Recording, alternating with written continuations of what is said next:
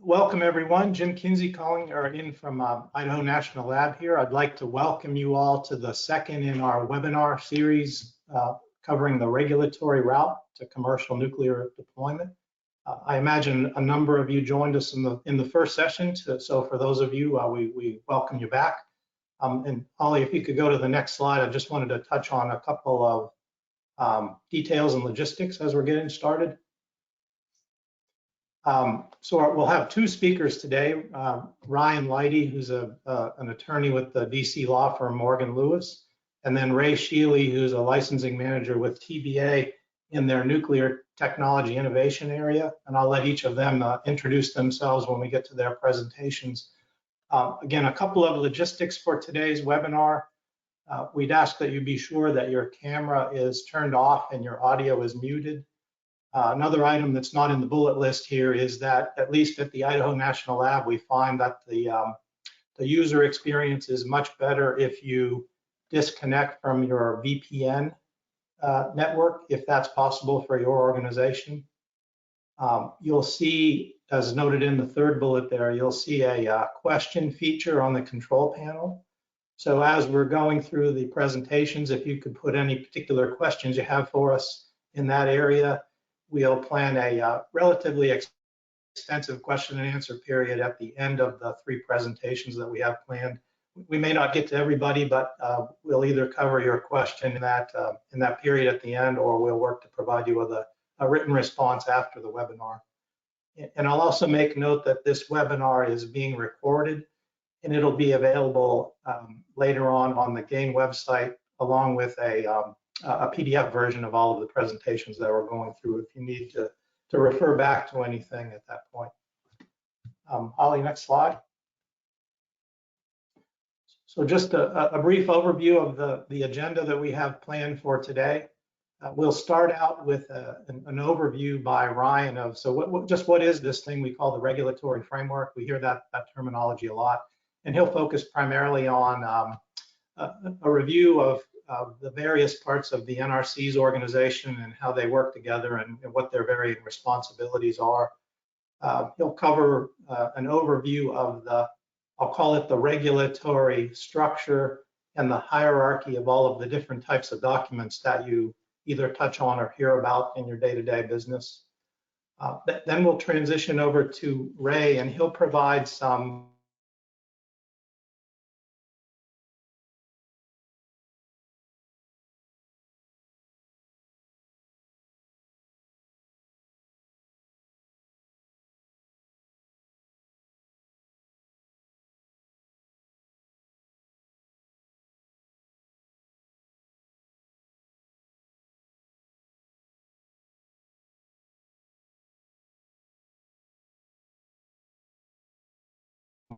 highlight a few key messages from today, and then I'll also give you just a brief thumbnail sketch of what we have for future webinars in this series. And if you can be thinking about that as we go through today's session, we're always interested in your feedback, so we can gather that feedback up either near the end of today, or we'll have an address for you to send your suggestions, so we can consider those as we plan for the next in the series. Again, if we stay on the schedule that's planned, we'll have about 30 to 40 minutes for questions at the end. And again, as I mentioned, we'll be looking for your thoughts and inputs on what webinars number 3 and/or 4 might contain or look like. These are the topics that we currently have in mind, but again, we're very interested in getting your inputs and feedback either today or following today's session. With that, I'll turn it over to Ryan. And Ryan, if you could introduce yourself, I'll let you get started on the first topic. All right, thanks, Jim, and thanks to all the folks here at INL who have helped to put this webinar series together. I think it really is a great opportunity for current and future nuclear industry participants to better understand the regulatory context. For those of you who don't know me, my name is Ryan Lighty. I'm an attorney with, well, I'm an attorney, so please don't hold that against me, first off. In fact, if you know any good lawyer jokes, please send them my way. I'm always on the lookout for good ones. So my practice is uniquely focused on nuclear regulatory law, which is a niche area, as you can imagine. There aren't many of us that practice this type of law. And in fact, I think there are only about 3 or 4 firms in the country that have a bona fide nuclear practice. And I'm privileged to work with the best among them here at Morgan Lewis. Some of my colleagues focus in other areas of nuclear law, like export controls or OI investigations. But I focus on licensing and regulatory advisory services. I help clients develop licensing applications. I help defend them in litigation if they are challenged.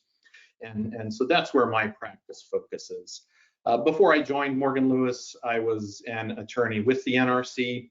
I started out as a summer law clerk there when I was still in law school, joined the Office of the General Counsel after I graduated, and spent a number of years there. And I did a brief term as acting regional counsel in the agency's Region 3 office before I came over to the private sector.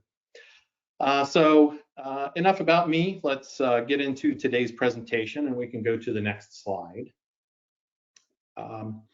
So the first module we're going to go through today really is just a general overview of the structure and the function of the NRC.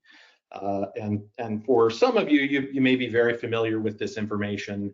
It's really intended to be a primer for those who may not be as familiar with the agency, but it is one of the foundational building blocks to understanding the regulatory context. So we're going to take some time and go through the various components of the agency because understanding the regulatory context requires you to understand the regulator. And so that's what we're going to try to do here in this first piece. Next slide, please. So what you'll see here is the NRC's organizational chart. This is on their website. Some of you may be familiar with this. And you know, these are the pictures and titles of the NRC's leadership, from the commission at the top and the key members of the staff and management are shown in the org chart.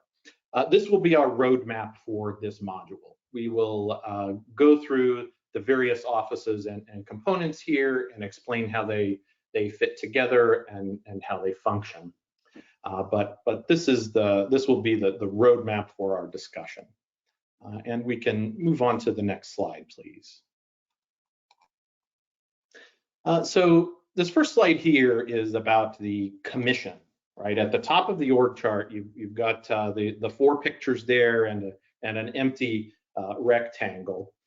Normally there are 5 commissioners, but the previous chairman, Christine Savinicki, stepped down last month, creating a vacancy at the commission, and currently there are 4 commissioners.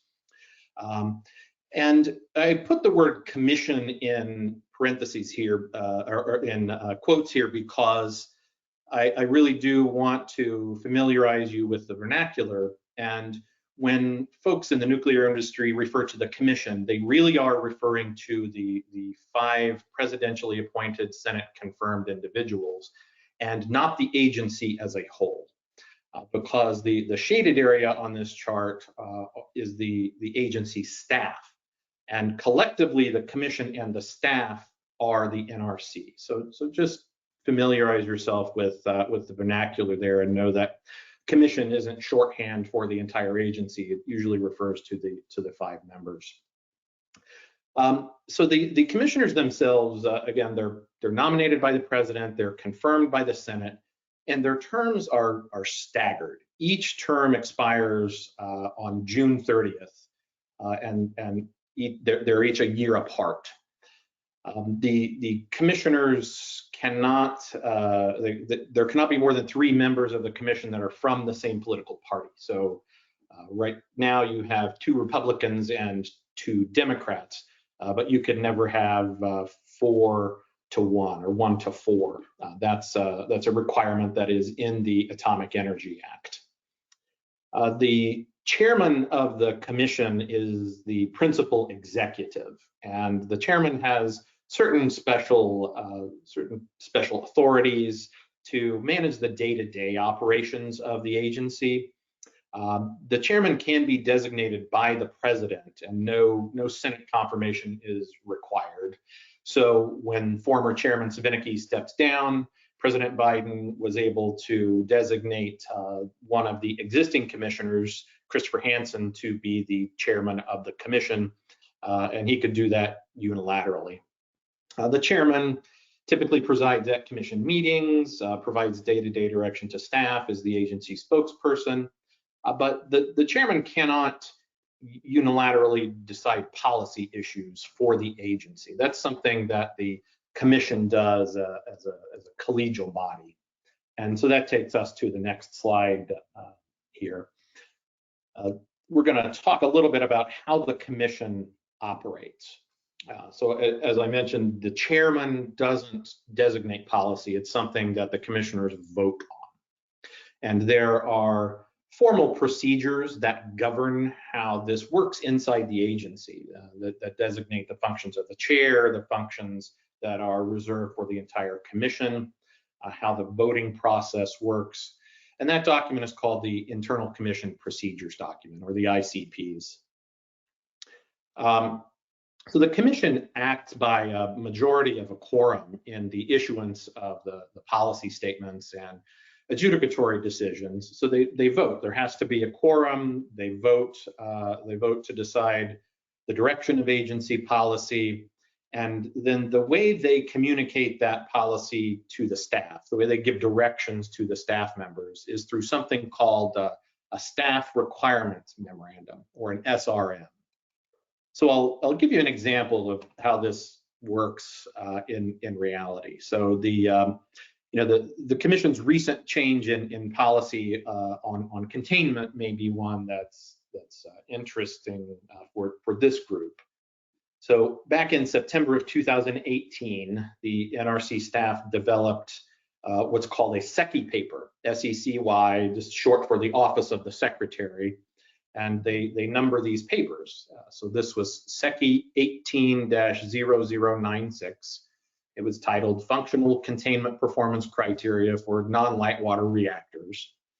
And the staff developed this paper because the NRC's existing regulations were primarily developed for light water reactors and the specific events and phenomena that are related to things like zirconium-clad fuel and water coolant.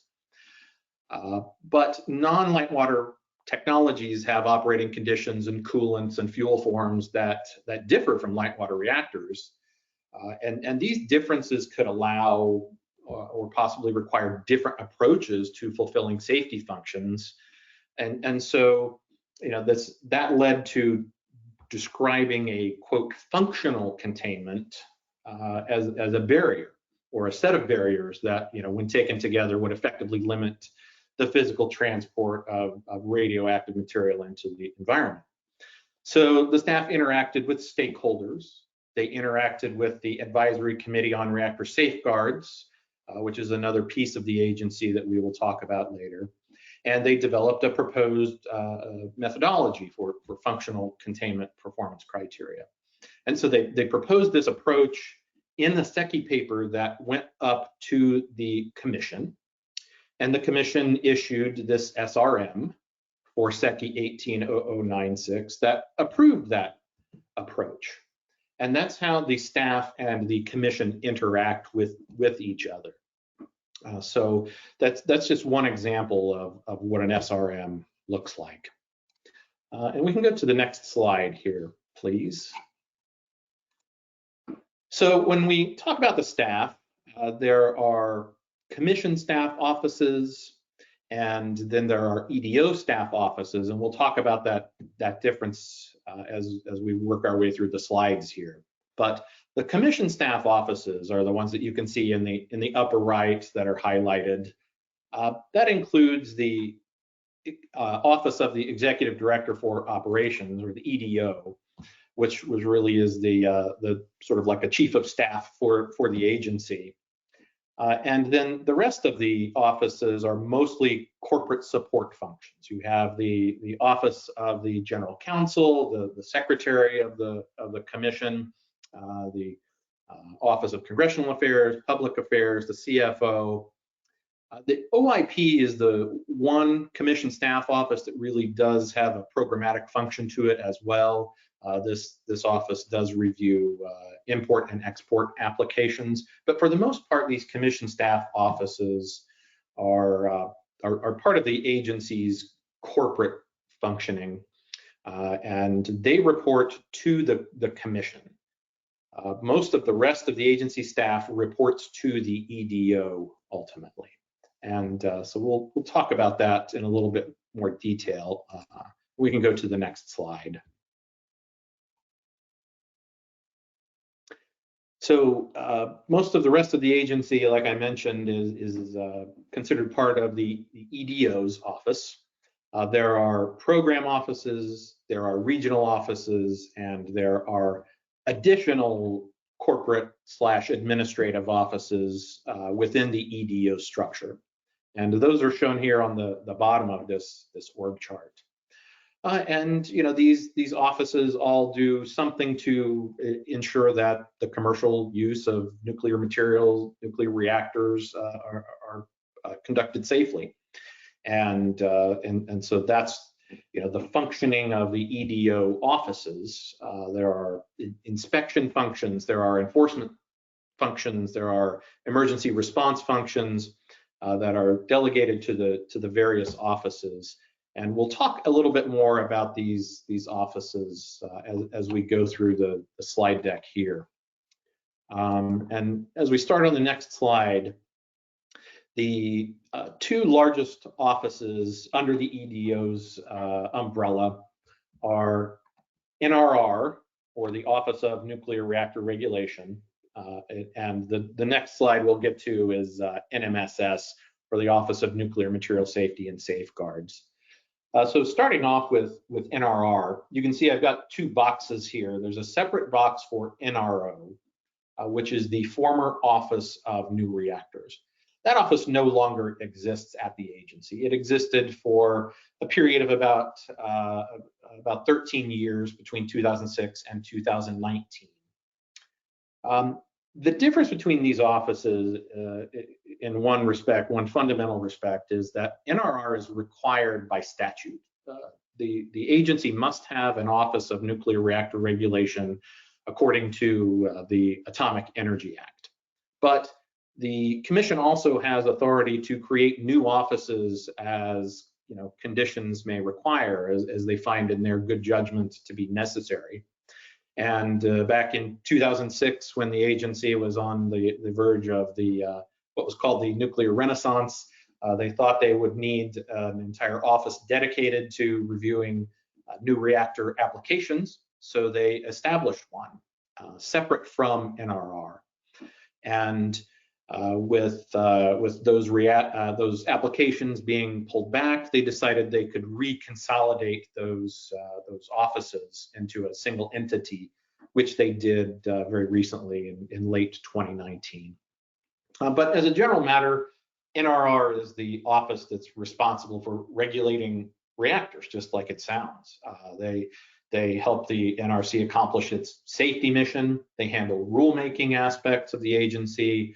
They handle inspection and licensing, license application reviews.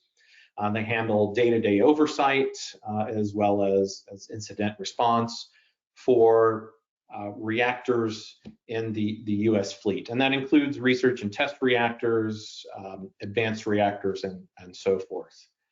So that's one of the largest components of the agency, NRR. Moving on to the next slide. You'll see that this is the sort of the sub-organization for NRR. And within each of these offices that you see on the org chart, there's a sub-organization similar to this. But this chart shows the various divisions within our NRR and their their functions, right? You've got a division that focuses solely on safety systems, a division that focuses solely on engineering and external hazards. The two offices that I've highlighted here on this slide, the Division of New and Renewed Licenses and the Division of Advanced Reactors and Non-Power Production and Utilization Facilities, are of particular interest to this audience because these are the divisions that may be looking at licensing applications. The Division of Advanced Reactors and NPUFs is really going to be looking at the non-light water reactor designs or research and test reactors, whereas the Division of New and Renewed Licenses may be focused more on other light water technologies. But these really are the key offices that reactor license applicants would be dealing with if you're proposing a new reactor of some sort. And so they are worth noting. The division, the DANU, the one on the right, as it's called, DANU, is responsible for developing regulatory guidance that you may be familiar with, and changes of policy such as regarding Part 53 and the proposed rule for in Part 53. So those are the key subcomponents of NRR that I wanted to mention. And we can move on to the next slide and talk a little bit about NMSS as well. As I mentioned, this is the other large office within the NRC. NMSS is another statutory office. It is required by the Atomic Energy Act. There used to be a separate Office of Federal and State Materials and Environmental Management Programs, referred to as FSME, that again was created by the agency and later merged back into NMSS in 2014. But the collective NMSS, this is the office that's responsible for regulating materials, nuclear materials, and the nuclear fuel cycle. So uranium recovery and conversion and enrichment, fuel fabrication, storage and transportation of nuclear materials, high-level waste, spent nuclear fuel, things like that. This is also the office that interacts with state regulators as part of the Agreement State Program. So as you may know, some states have the authority to regulate nuclear materials on their own. And so this is the office that liaises with those state regulators, or if the state does not have its own state regulatory program, this is where the NRC handles that regulation. And so even though you may deal primarily with NRR as a reactor developer or as a reactor licensee, you'll still have interactions with NMSS because they do regulate the materials aspect and in particular the agency's rulemaking activities related to nuclear materials. So this is another important component of the EDO offices. Next slide, please.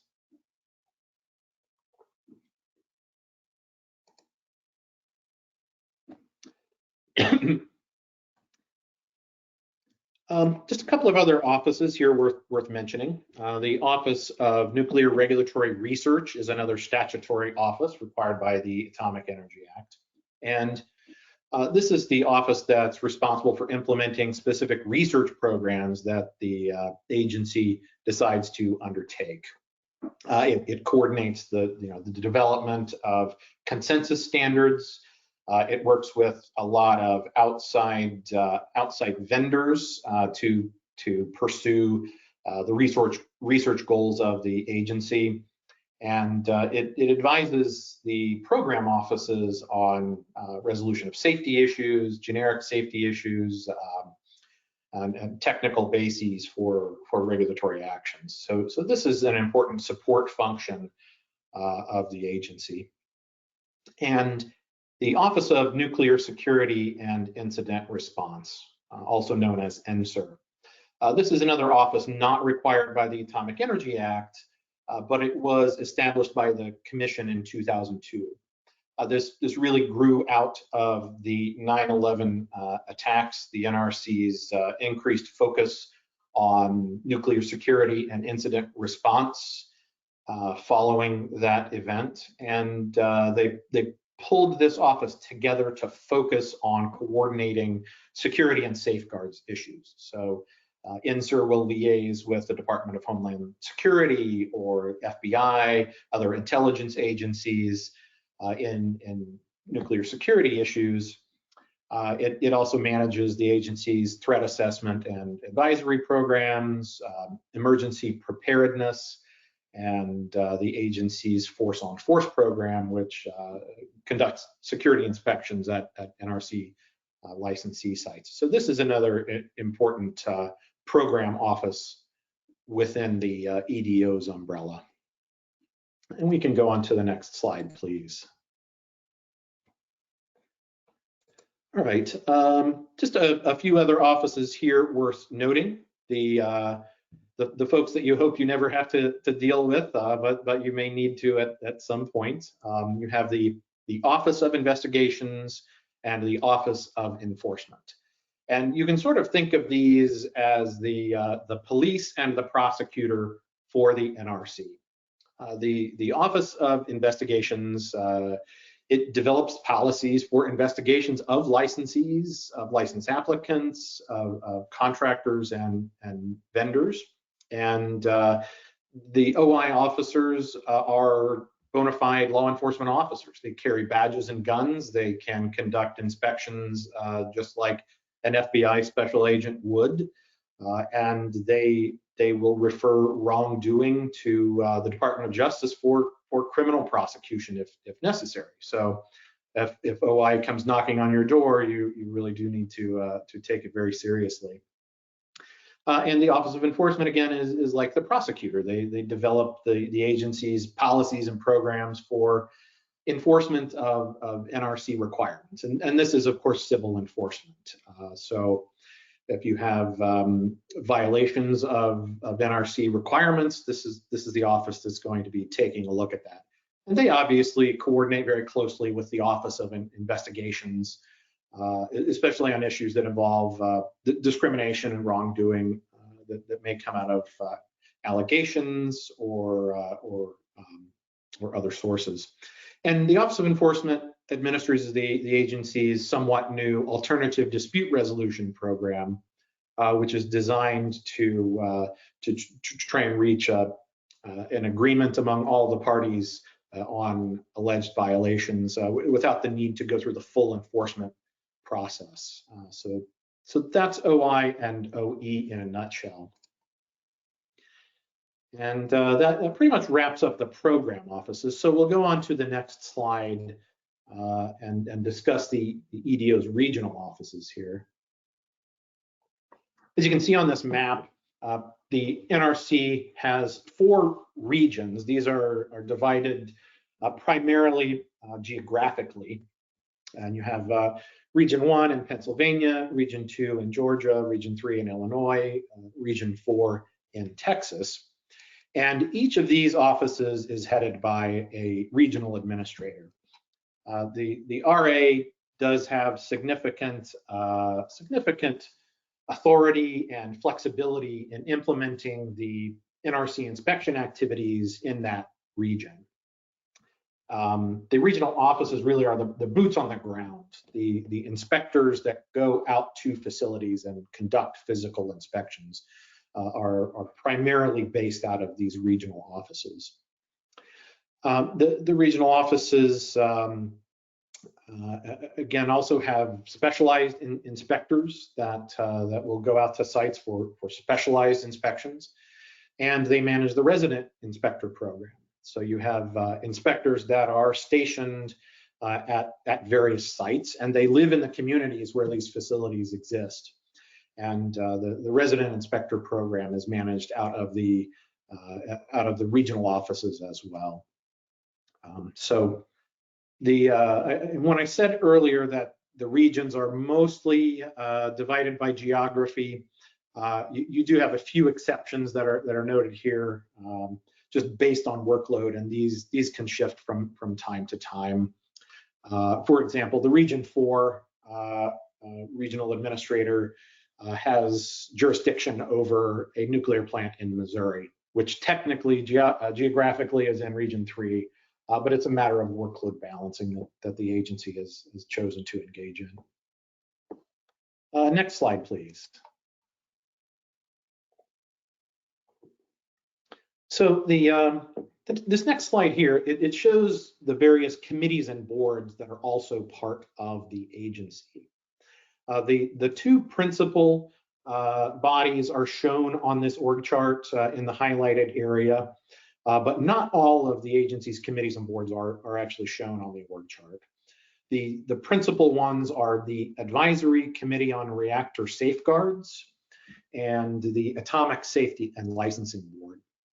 And we'll talk a little bit about these more on the next slide, but I just wanted to mention a couple of bodies that are not shown here. There is also an advisory committee on the medical use of isotopes, which has a very specialized function, but obviously an important one. The agency has a committee to review generic requirements, and that is primarily an internal committee at the agency that looks sort of at an interdisciplinary, cross-disciplinary review of generic requirements that the agency may want to consider. And there are some historical committees and boards that you may hear from time to time. There used to be an advisory committee on nuclear waste and materials. That no longer exists. And there used to be an Atomic Safety and Licensing Appeal Board, and that too was dissolved at some point in time. And so let's move on to the next slide and talk a little bit more about the ACRS and the ASLB. So one of the primary purposes of the ACRS is to review and report on safety studies and reactor license applications. So the ACRS is independent of the NRC staff. It reports directly to the commission, and the commission directly appoints the members of the ACRS. And its operational practices are governed by the provisions of the Federal Advisory Committee Act. And it is genuinely structured to provide a forum where experts that represent many different technical perspectives can provide independent advice that gets factored into the NRC's decision-making process.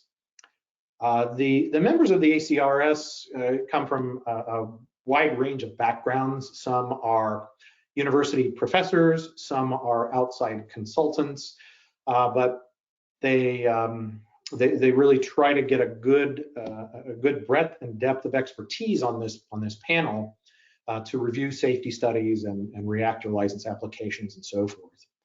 The ACRS is divided into subcommittees that focus on specific areas.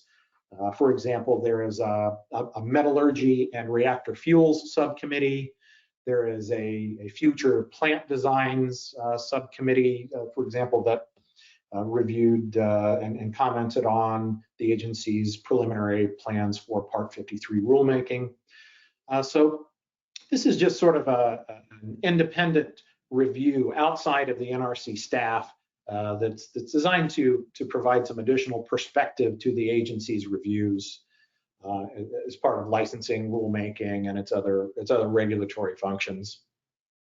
The Atomic Safety and Licensing Board panel, on the other hand, is part of the agency's adjudicatory function. So as you may know, certain licensing applications can be challenged. Enforcement actions can be challenged. And this is the group of judges that will hear those challenges. It conducts hearings for the commission. It will look at hearing requests that come in from members of the public, and the commission typically designates these in boards of 3 judges. The panel, which itself, the panel being the entire cadre of judges, has no fixed number of positions, but it is comprised of administrative judges, Some are full-time, some are part-time, some are lawyers, some are engineers, and some are scientists. And so this panel also has a broad background, much like the ACRS.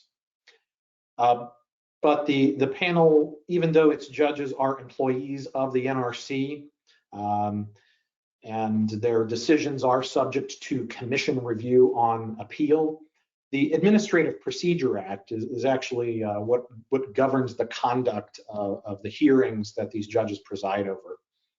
And it does give them some degree of independence from the commission. But again, they are expected to follow the doctrine of stare decisis, in other words, to follow established precedent from the commission's adjudicatory orders.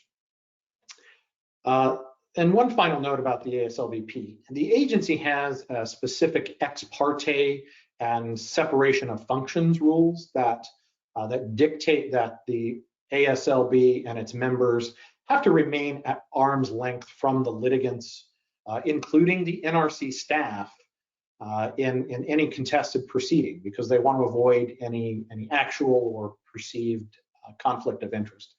So the ASLBP is somewhat isolated from the rest of the agency. And so with that, we will turn to the next slide. And I will just mention that I believe on an upcoming regulatory webinar, my good friend Stephen Burdick may be presenting an entire module on the ASLB proceedings, evidentiary hearings. So you can look forward to that in a future installment. And finally, here we have the one truly independent component of the NRC, and that is the Office of Inspector General. The OIG is an independent office. It's established by a separate act of Congress, the Inspector General Act of 1978.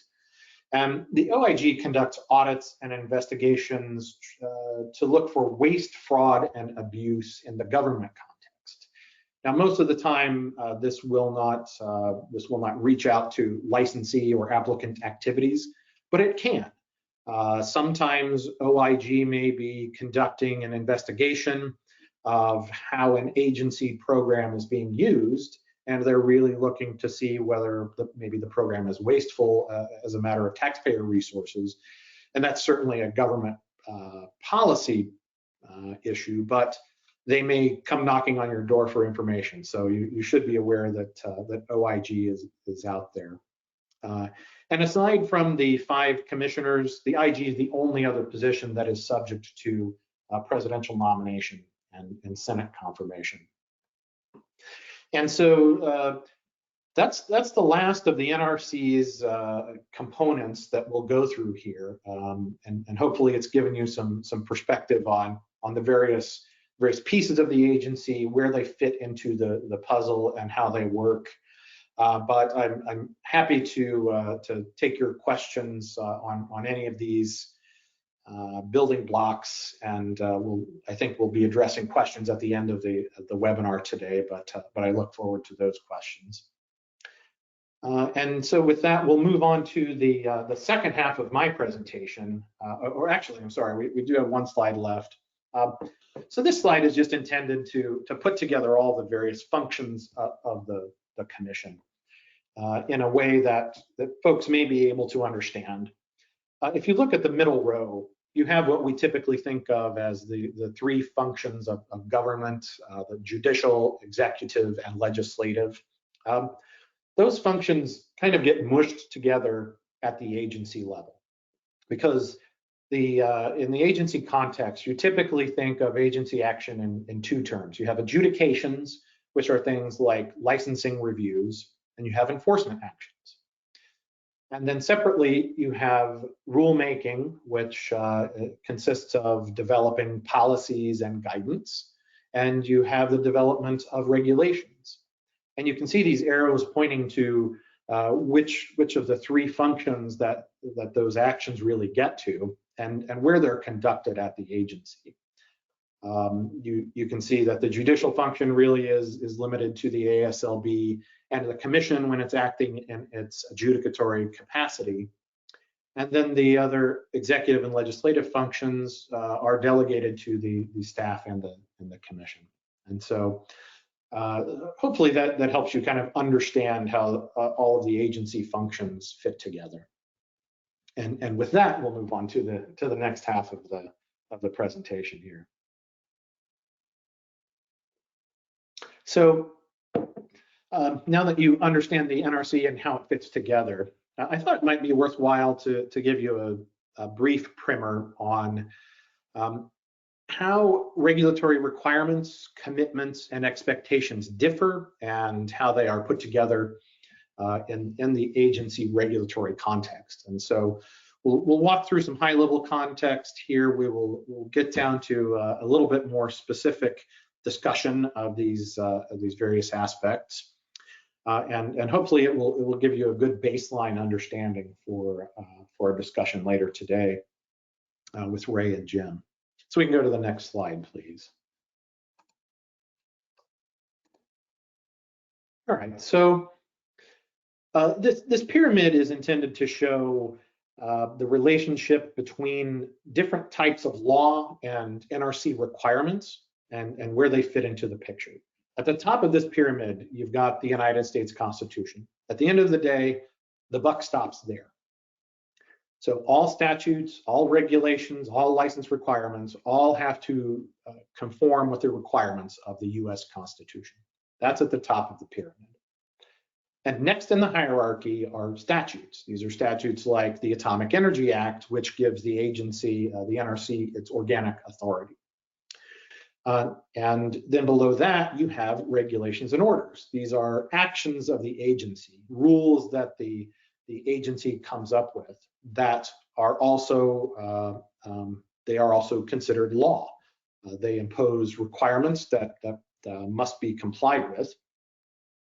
And at the bottom of this pyramid, you have license requirements, and we will dig into those in some more detail later. But if you look on the left side of this chart, you see that as you go up the pyramid, the requirements are more general. And as you go down the pyramid, they are more specific. And that's something to keep in mind, because the deeper you go into the hierarchy, the more specific your requirements will be. And so with that, we'll move on to the next slide, please. So starting off with some statutes here. There really are three key statutes that I just wanted to bring to your attention first. The Atomic Energy Act, as I've mentioned a few times now, that's the NRC's organic statute. That's what gives the agency its authority to exist, its authority to regulate, and its focus is specifically on radiological safety. As far as organic statutes for government agencies go, the Atomic Energy Act is very broad. It is very broad in delegating authority to the NRC to implement the purpose of the statute. Other federal agencies may have very specific statutes that define the authorities in much greater detail, but Congress thought that it was best to leave many of those details to the agency because it is the expert in radiological safety. And so those are the folks that are best positioned to make informed judgments about what needs to be done to accomplish that goal. But it does impose some specific limitations in the statute. For example, there is a limitation on foreign ownership of NRC licensees in certain contexts. That's something that comes from Congress. It's in the statute. It's not something that the NRC could change on its own, because it is embedded in the statute. There are other things in the Atomic Energy Act, like criminal penalties for certain violations.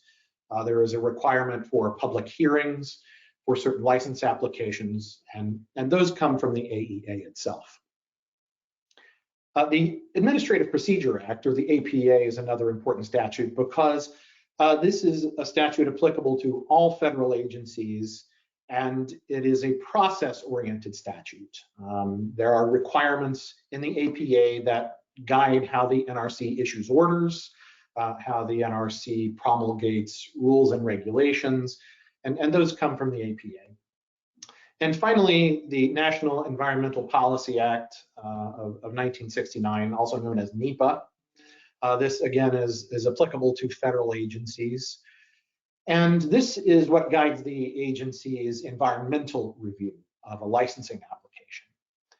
The statute itself is not action forcing. It can never require a license applicant to do something in particular, but it rather requires the agency to take a hard look at the environmental impacts of its actions. And the analysis of the impacts has to be comprehensive. And so we often see challenges to license applications in this NEPA context before the NRC. And so that's the statute that guides that. And on the right, there are a list of numerous other statutes that have some interaction with the NRC. There the Energy Reorganization Act, there is the Uranium Mill Tailings Reduction Control Act, TRUCA, and there are a number of other statutes here. And this is certainly not intended to be an exhaustive list, but you can get an idea for other statutes that bear on the NRC's activities here. And we can go to the next slide, please. So moving down the pyramid, we're into agency regulations and orders. So the agency's regulations get codified or compiled in a single place, the Code of Federal Regulations, or CFR. And these, again, are legally binding requirements. The NRC also has the authority to issue exemptions from its regulations. The various parts of 10 CFR usually have a separate regulation allowing you to apply for an exemption from the other regulations. So something to keep in mind. The formal process for the issuance or change of regulations is again specified in the statute and the APA. But you can see here, I've got a few bullets about this. An agency can initiate a rulemaking on its own, or members of the public can petition the agency and suggest a rulemaking undertaking. And the process typically goes along the lines of a proposed rule being issued for public comment, the agency issuing the final rule. And the rulemaking process is not short. It can take 2 to 3 years, probably even under the best cases. And we've seen some rulemakings drag out for many years. But this is an intentionally deliberate process to make sure the agency gets the rule correct when it is put out in its final form. So you've got some examples here. The NRC's regulation of reactors is found in 10 CFR Part 50. This is a comprehensive set of agency safety regulations for the regulation of reactors, but it is not particularly specific. There are a lot of general aspects that you will find in 10 CFR Part 50, including, for example, the design criteria that are found in Part 50 Appendix A. There are some more detailed criteria on selected topics within the regulations, but they are intentionally broad, I think. They are designed to allow some flexibility in compliance approaches. So maybe to give you one example of a rulemaking, the Commission recently undertook the EPZ rulemaking. And it was designed to amend the NRC's regulations to add new emergency preparedness requirements for small modular reactors and other new technologies like non-light water reactors and non-power reactors.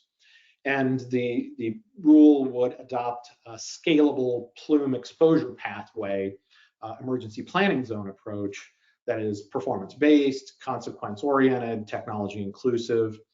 And this rulemaking would affect applicants for new NRC licenses and reduce regulatory burden related to the exemption processes.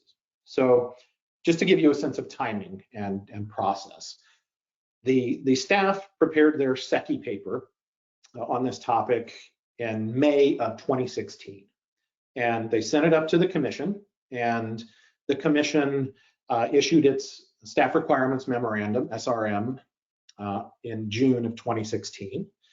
The staff then worked to develop a regulatory basis for that rulemaking, which it published in November 2017. Then it developed a proposed rule and sent it up to the commission again in a SECI paper in October of 2018. The commission took about 14 months to overlook that proposed rule, and they issued their SRM in December of 2019. And then the proposed rule was published finally on May 12th, 2020. So the public comment period was originally set to expire at the end of July, but there was significant interest and the agency ended up extending it for a few more months towards the end of September last year. And so right now the agency is looking at the public comments and working on developing its final rule proposal. So the final rule is expected to go to the commission by September 30th of this year. I'm not sure if that reflects accurately the 6-month, or rather the extension that was given to the public comment period. So you could see some slippage in that schedule.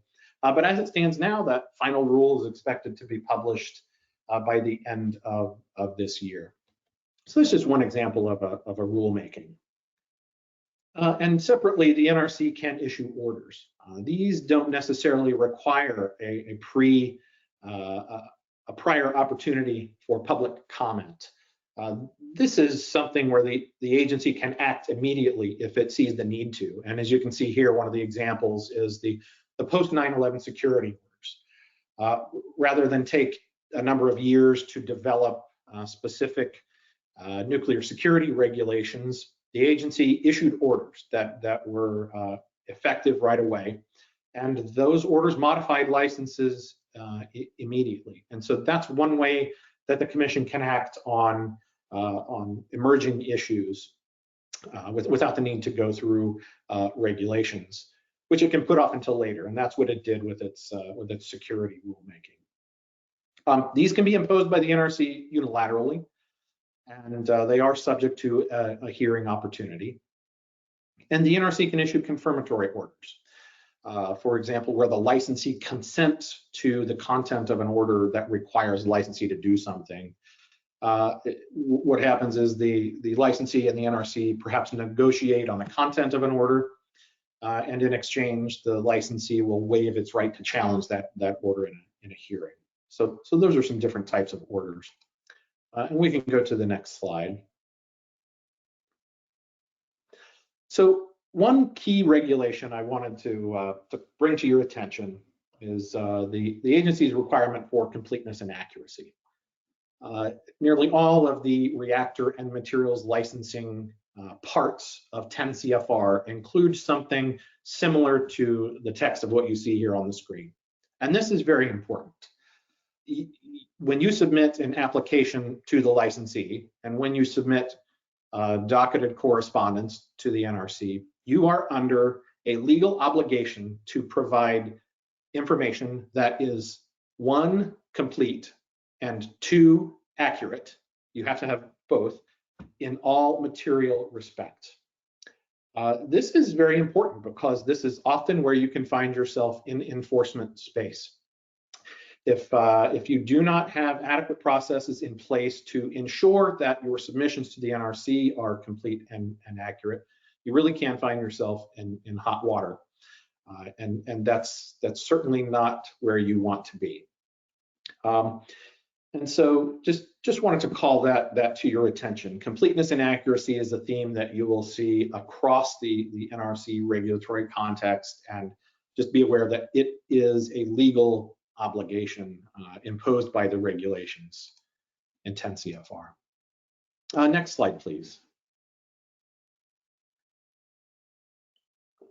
So we're going back to the pyramid concept here. This is the bottom rung of the pyramid, the license requirements pyramid. And we're going to dive into a bit more granular detail about what these requirements are. And you can see that these also are stratified from more general requirements at the top to more specific requirements as we move towards the bottom. And we'll talk about these in more detail. But as a general matter, you have the license, and we'll talk about what that means in a moment. But you also have attachments to licenses, and you have other documents that are going to impose legal obligations on applicants and licensees.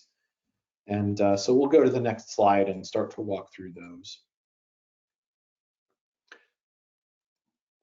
First, it's important to understand the concept of licensing basis. You'll hear this term a lot, and sometimes folks may not understand what it means. And so I've tried to put together a few bullets here that really synthesize what a licensing basis is. It is the collective set of NRC requirements that are applicable to a specific plant, to a specific license. In addition, it is the licensee's written commitments for ensuring compliance with those obligations. And so in broad terms, the licensing basis includes the NRC's regulations themselves, to the extent they are applicable to a certain licensee. And it will exclude those regulations for which a licensee has an exemption. So it can carve out some of the regulations in 10 CFR. This includes NRC orders that have been issued either to that specific licensee or to that licensee as part of a class of licensees for a certain type of facility, for example. And then you have the license itself, which includes all of its conditions, the license technical specifications, and so forth. And then you have plant-specific design basis information. You'll find a definition of this term in 10 CFR section 50.2. But as a general matter, this information gets documented in the plant's safety analysis report or final safety analysis report. And finally, licensee commitments that remain in effect that were either made in docketed correspondence to the NRC. So if you send a letter to the NRC and you make a representation in that letter committing to do something, that becomes part of your licensing basis. And sometimes this may be, for example, a response to an NRC generic issuance like a bulletin, or it may be in response to an enforcement action, or it may just be some correspondence that was sent in as part of a licensing application. And you need to be aware that that's going to be considered a part of your licensing basis. So with that concept in mind, we'll move on to the next slide, please. And we'll start to unpack that a little bit. So to understand what the license is, you have to understand that there is a difference between general licenses and specific licenses. In a specific license, you're going to apply to the NRC to receive a license. They will issue a specific piece of paper to the applicant, if they approve that application, that outlines the conditions of that license. On the other hand, a general license is something that you may find in the regulations itself. The NRC doesn't necessarily issue a document for your general license. Probably everyone on this webinar right now has a smoke detector in their home, and that smoke detector comes with a general license from the NRC. You have a general license from the NRC to possess the material in that smoke detector. You may not even know it, but it is codified in the NRC's regulations. And so that's very different from a specific license. When we talk about the license in the specific license context, we're usually talking about just the four corners of the license document itself. And these licenses are very high level. They're not very long. They may be 5 or 10 pages long. They're very brief. They contain high level requirements. And licenses can authorize activities under different parts of the CFR. You can have a single license that authorizes you to possess and use a reactor. It can also authorize you to possess and transport nuclear materials under parts 30 and 40 and 70 and so forth. So a specific license document can contain multiple different types of authorizations. License conditions are also found in the document, but for the most part, these are documented in technical specifications. Technical specifications are an appendix to the license in most cases, and these are much lengthier. These are somewhere in the order of 300 or 400 pages or something like that. And they cover much more detailed requirements about systems that are needed for safety. They define operability requirements and allowed outage times. They may identify action statements and so forth. There has been an industry effort to standardize the technical specifications that go into the licenses, but that's certainly been limited to the large light water reactor context, and it's not something that there's really been any concerted effort on in the advanced reactor context. And then other attachments to a license include things like an environmental protection plan, which again is a brief document. Those are sometimes referred to as the environmental tech specs for a plant. And then there may be a third appendix, an Appendix C, that contains other conditions that may discuss obligations related to financial support or decommissioning funding. There used to be antitrust provisions in these conditions or other conditions that govern the obligations of the licensee separate from the technical matters. So next slide, please. So now we're on to the FSAR and licensee commitments. Again, this is much more detailed. This is not just a few hundred pages. An FSAR is typically many binders of information. So you're getting into even more detailed information about the plant design procedures and organization, accident analyses, and so forth. You get a much greater level of detail in the FSAR. So we're progressing again down that ladder of the pyramid into more detailed obligations and requirements. As I mentioned earlier, you may have commitments where you've put docketed correspondence and sent it to the NRC, and you promise to do something. That again becomes part of your licensing basis, and you are required to comply with that. So the FSAR has to be controlled and kept updated pursuant to a couple of NRC regulations that are listed here. Typically, the NRC will inspect to make sure that you are following these obligations and that you are complying with the analyses that are in your FSAR. And you certainly can see an enforcement action if you deviate from these standards that you've documented in your FSAR, or if you failed to keep it updated as the regulations require. Next slide, please. So now we are down to the sort of the lowest level of the pyramid here, and we're getting down into design and procedures.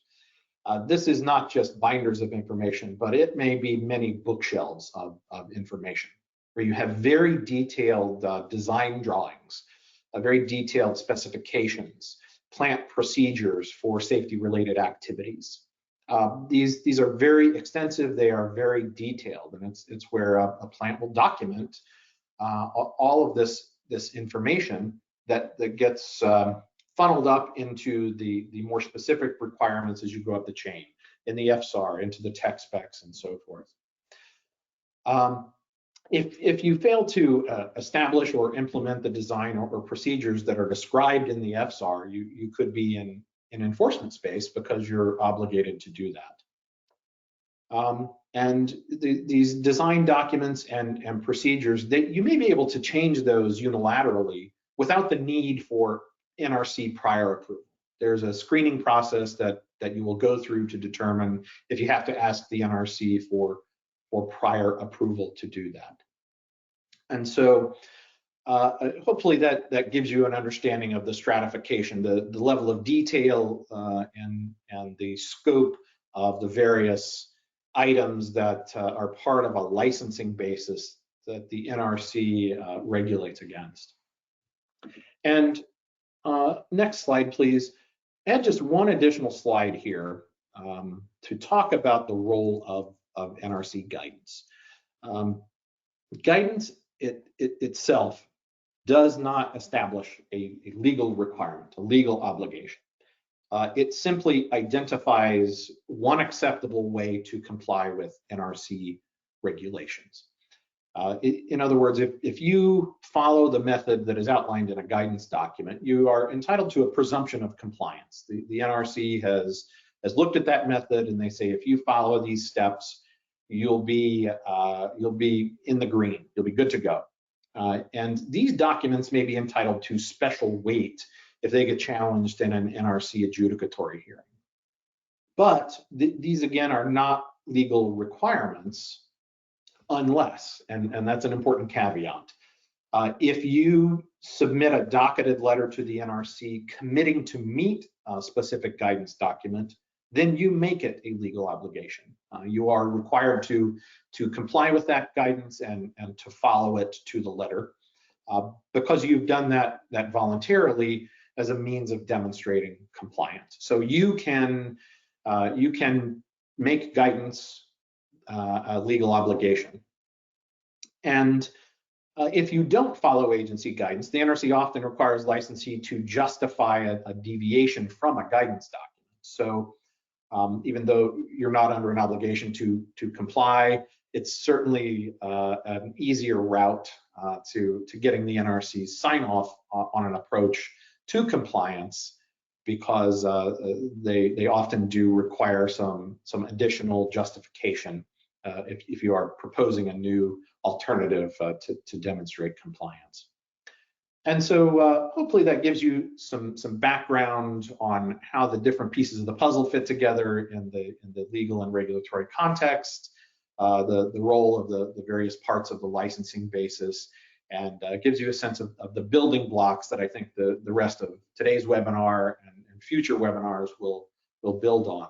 But I certainly look forward to taking your questions later today.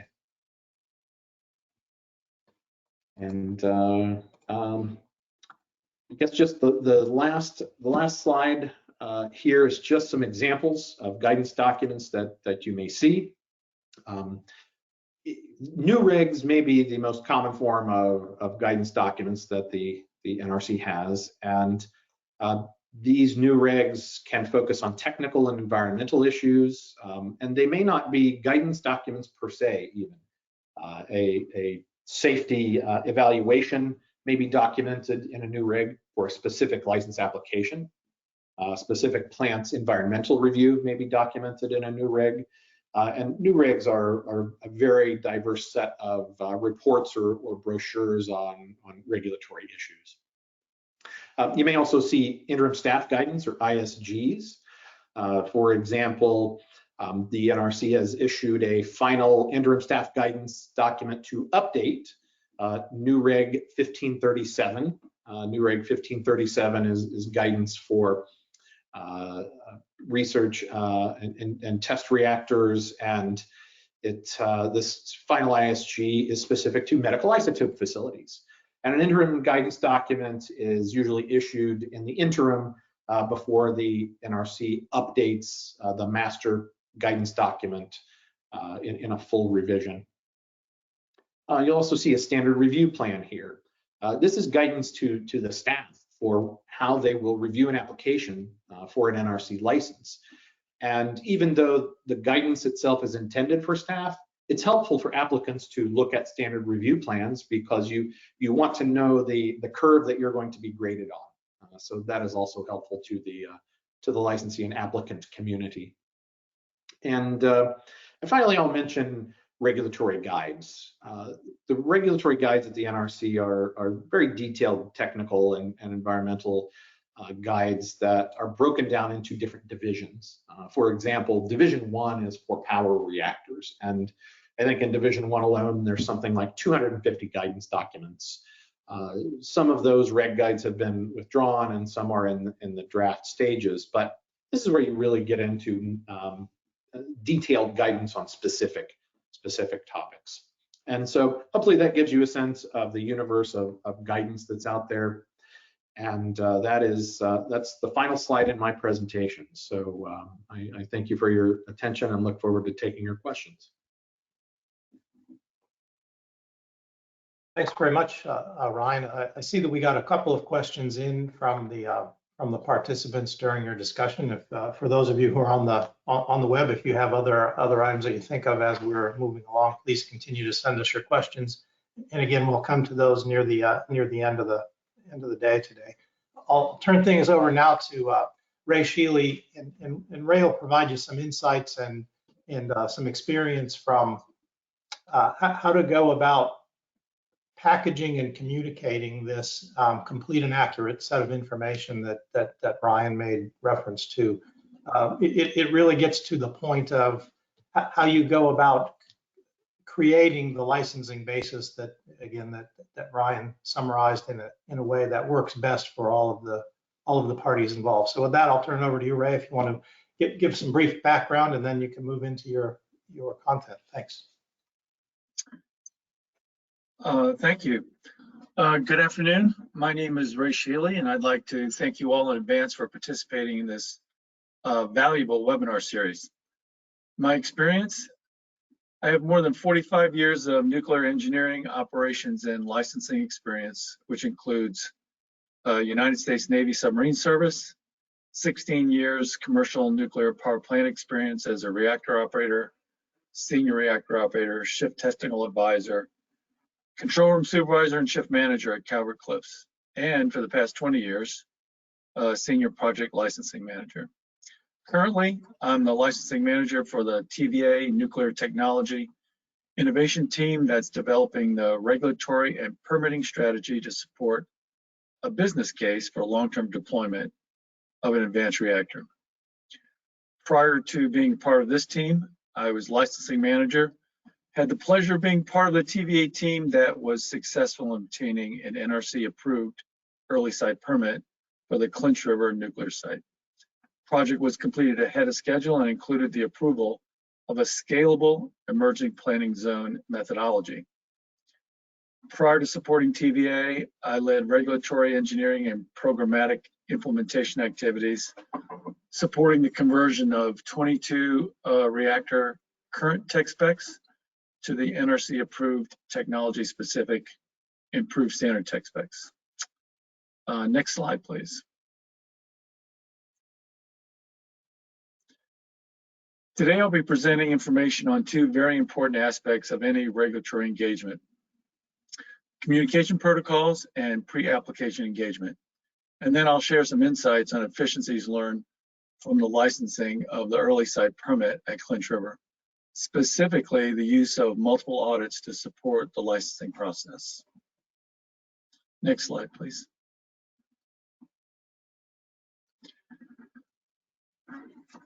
A regulatory engagement plan establishes rules of engagement between the applicant and the NRC staff, with the primary goal being is to reduce uncertainty by establishing agreements early in the regulatory process as possible. Additional attributes include enhanced communication between the applicant and the staff, mapping out agreements between the applicant and the NRC staff regarding licensing approach, resolution of issues, schedule expectations, and other important topics. The regulatory engagement plan should be managed as a living document. It's anticipated to be updated as necessary during the course of a project to reflect changes in regulatory requirements, selected technology maturity, or other improvements in engagement strategy. The development and implementation of a robust engagement strategy can provide project stability and predictability in the full scope of activities supporting the licensing process. Engagement strategy provides a framework to establish and manage communication protocols, effective pre-application engagement plan, and a framework of having the engagement strategy maintained through completion of the regulatory action. Next slide, please. So now we're going to talk about the aspects of communication protocols. Next slide, please. Routine communication with the NRC staff, for instance, the project manager, can be essential to successful integration and progress during all phases of regulatory engagement. Communication protocols will vary in formality and likely change over time as the project progresses. It's advisable to establish and maintain a common understanding between the applicant and the NRC staff on how communications will be conducted. The first recommendation is to implement protocols early in the pre-application discussions. This is a process where points of contact are established, counterparts are established at the appropriate levels of management to ensure predictable communication paths for escalation. Drop-in visits, very important. Drop-in visits with the NRC are non-public meetings on an as-needed basis between the project and NRC project management team. Drop-in visits provide the opportunity for the general exchange of information on a non-technical topic such as planning, schedule discussions, and not directly related to the regulatory action or decision. Any discussion of technical issues will be limited to the context of status of review or identification of topics for separate planning discussions. Routine NRC project management discussions. Typically, the licensing manager is the single point of contact with the NRC managers and is the point of entry for all routine communications, including administrative and technical managers.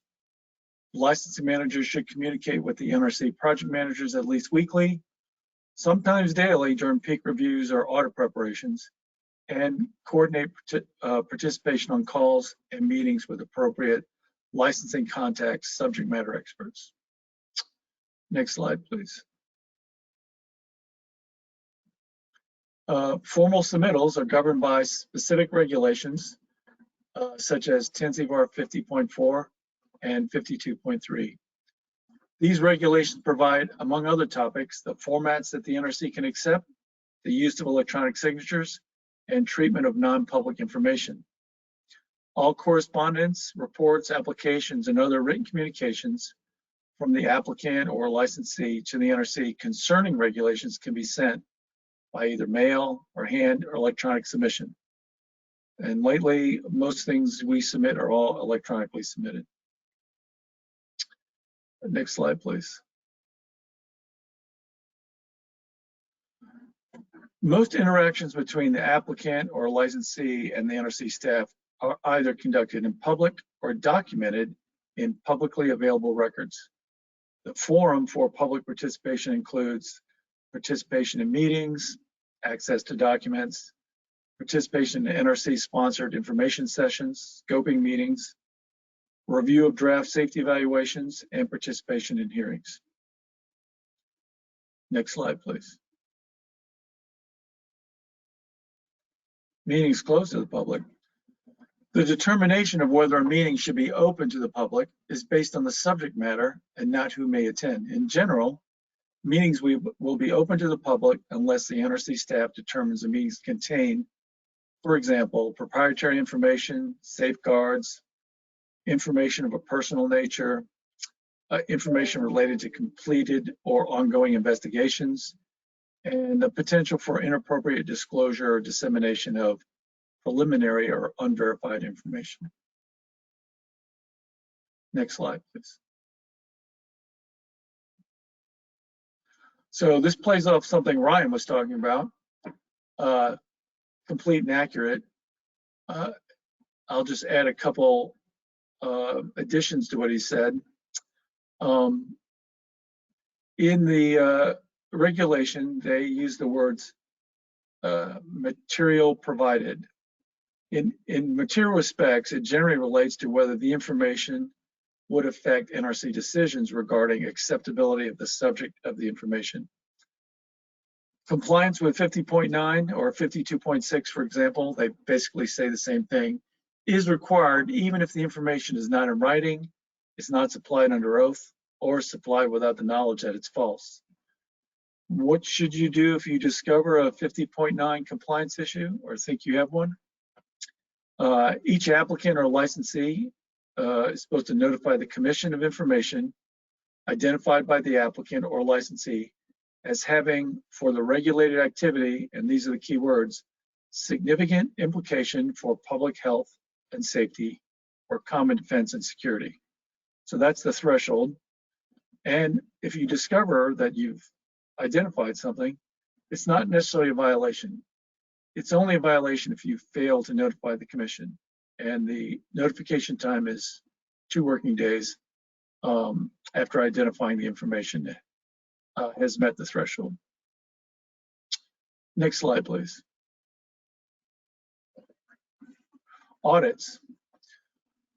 Regulatory audit is an opportunity for the NRC staff to examine and evaluate a licensee or applicant's information with the intent to gain a better understanding of the detailed calculations, analyses, and or underlying bases that are in a formal application, and confirm the staff's understanding of the application.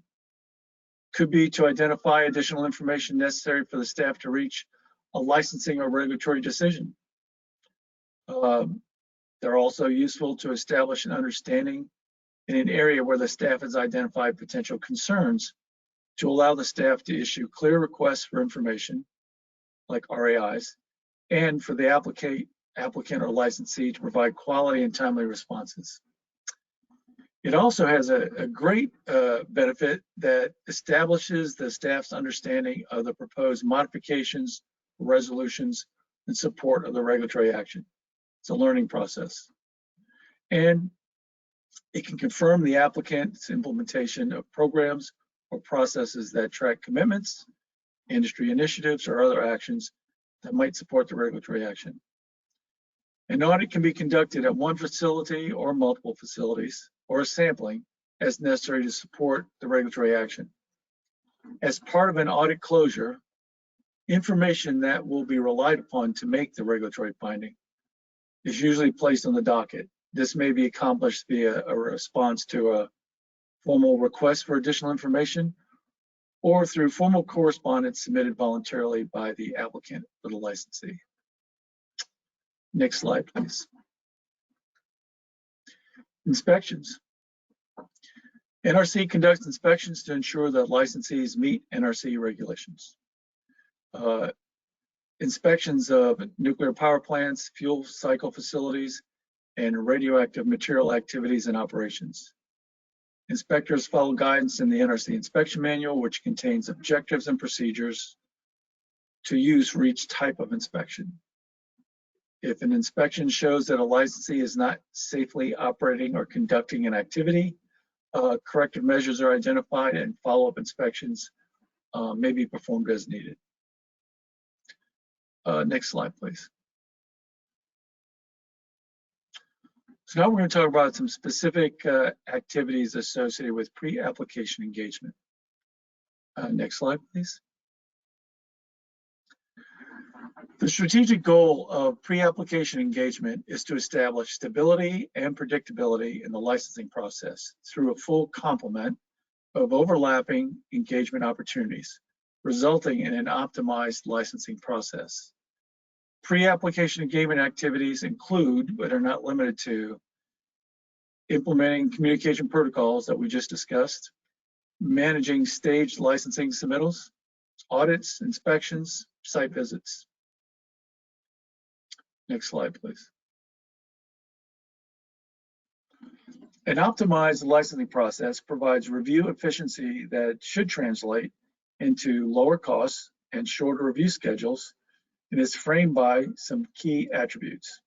1, early identification and resolution of technical and policy issues that would impact any licensing process. Early and often public engagement, which adds to the transparency of the process. The performance and results of both regulatory and environmental gap analyses are presented to the staff for clarification and resolution. Prompt identification of pending design changes that will result in amendments or supplements to an application. And the use of topical reports, standard design approval, or other appropriate mechanisms as tools to introduce stages into the reactor licensing process. Next slide, please. On this slide is an illustration of a logic that's used to perform a gap analysis. The regulatory gap analysis identifies gaps between regulations or regulatory guidance and the technical aspects of the design. Gaps are identified, cataloged, and managed to mitigate or reduce regulatory risks. Risk mitigation options could be to write a topical report to address design criteria where the existing general design criteria, as Ryan pointed out, Appendix A of 10-50 just doesn't apply. Could be for planned exemptions from regulation, could be exceptions from regulatory guidance, departure from design, or implement design changes. An environmental gap analysis would follow a similar process of identification and engagement. Next slide, please. Meetings and audits. Participation in public meetings and audits can be very important to any pre-application engagement strategy. Some topics should include discussing the regulatory gap analysis results and identifying where exemptions are planned. This would allow both the staff and the applicant to establish a list of the regulations that are applicable to the design and to support an efficient acceptance review. It would also allow the NRC and the applicant to establish a path forward for reviewing proposed exemption requests. Another good topic is the identification and discussion of novel design features to allow the staff to familiarize and to support the development of a review strategy and review guidance. When novel design features are part of a safety feature being credited, like a passive system, early identification will facilitate timely identification and resolution of any unique regulatory topics. Topics that may be considered beyond the regulatory existing framework would be like seismic isolators, new digital instrumentation or control features, security features, security by design, or novel approaches to operational staffing programs. Another key topic that should be discussed, especially with the development of the new reactor designs, is the identification of any consensus codes and standards intended to be used, and specifically identified that the code cases that have not been endorsed or previously accepted by the staff. And obviously, any new engineering computer codes intended to be used should be provided, as well as the background and historical acceptance. So these are just a few topics that should be discussed or planned for meetings with the staff. Next slide, please. Topical, oops, can back up one, slide 18, please. Thank you. Topical reports. The topical report process allows the staff to review proposed methodologies, designs, operational requirements, or other safety-related subjects on a generic basis. So they may be implemented by reference by multiple licensees. The use of topical reports provides an opportunity to address gap analysis results early in the project and mitigate future licensing risks. An integral part of the licensing process to use topical reports also provides an opportunity to exercise efficiencies realized using a staged licensing process. Additionally, there's an intangible benefit on the use of topical reports early in the process. Topical reports will require engagement with the NRC staff and the Advisory Committee on Reactor Safeguards, ACRS, during their reviews. This review activity will improve the efficiency of future application reviews as the staff and ACRS become familiar with unique safety and environmental aspects of a specific design. Next slide, please. Readiness assessment. As part of the baseline schedule of NRC engagement activities, the staff will perform a pre-application readiness assessment approximately 6 months prior to the expected date of submittal. A readiness assessment provides the following benefits. It's an opportunity to identify information gaps between the draft application and the final content required in the application. It's also an opportunity to identify major technical and/or policy issues that would impact docketing or technical review of the application. It provides the NRC staff an opportunity to become familiar with new concepts featured in the application, and an opportunity for the licensee to inform application content with the results of the assessment, thus making the acceptance review more efficient. The results of the readiness assessment will also be used to assist the staff in planning its resources for the review of the application once it's formally submitted. Next slide, please.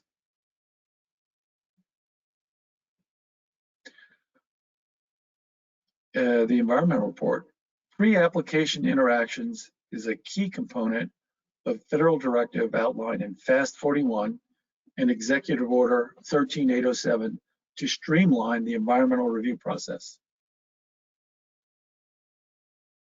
An applicant seeking a predictable review schedule should engage in substantive pre-application interactions with the staff as early as possible in the planning process before submitting an environmental information or filing an application. The documents listed below, those 5 or 4 bullets, those are good references to use when putting together pre-application engagement. Next slide, please.